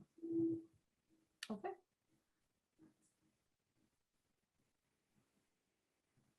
Pass the witness. Okay, thank y'all very much. Mr. DeBose, how would you like for me to handle the reading and signing of the deposition? Greg? I sent it to you or, Yeah, please. Well, are you talking about sending a physical copy or email? that or email? Yeah, I think email will be best because my client is in England. So Right, okay. mail it. So send it to me and we'll just follow the rules. Okay, right. and would you like to purchase a copy for yourself as well? Let me get back to you on that. Okay, sounds good. You have my email address. Yes. Thank y'all very much. Going Thank off you, record, Zoe. 3 Really o'clock appreciate PM. your assistance. Thank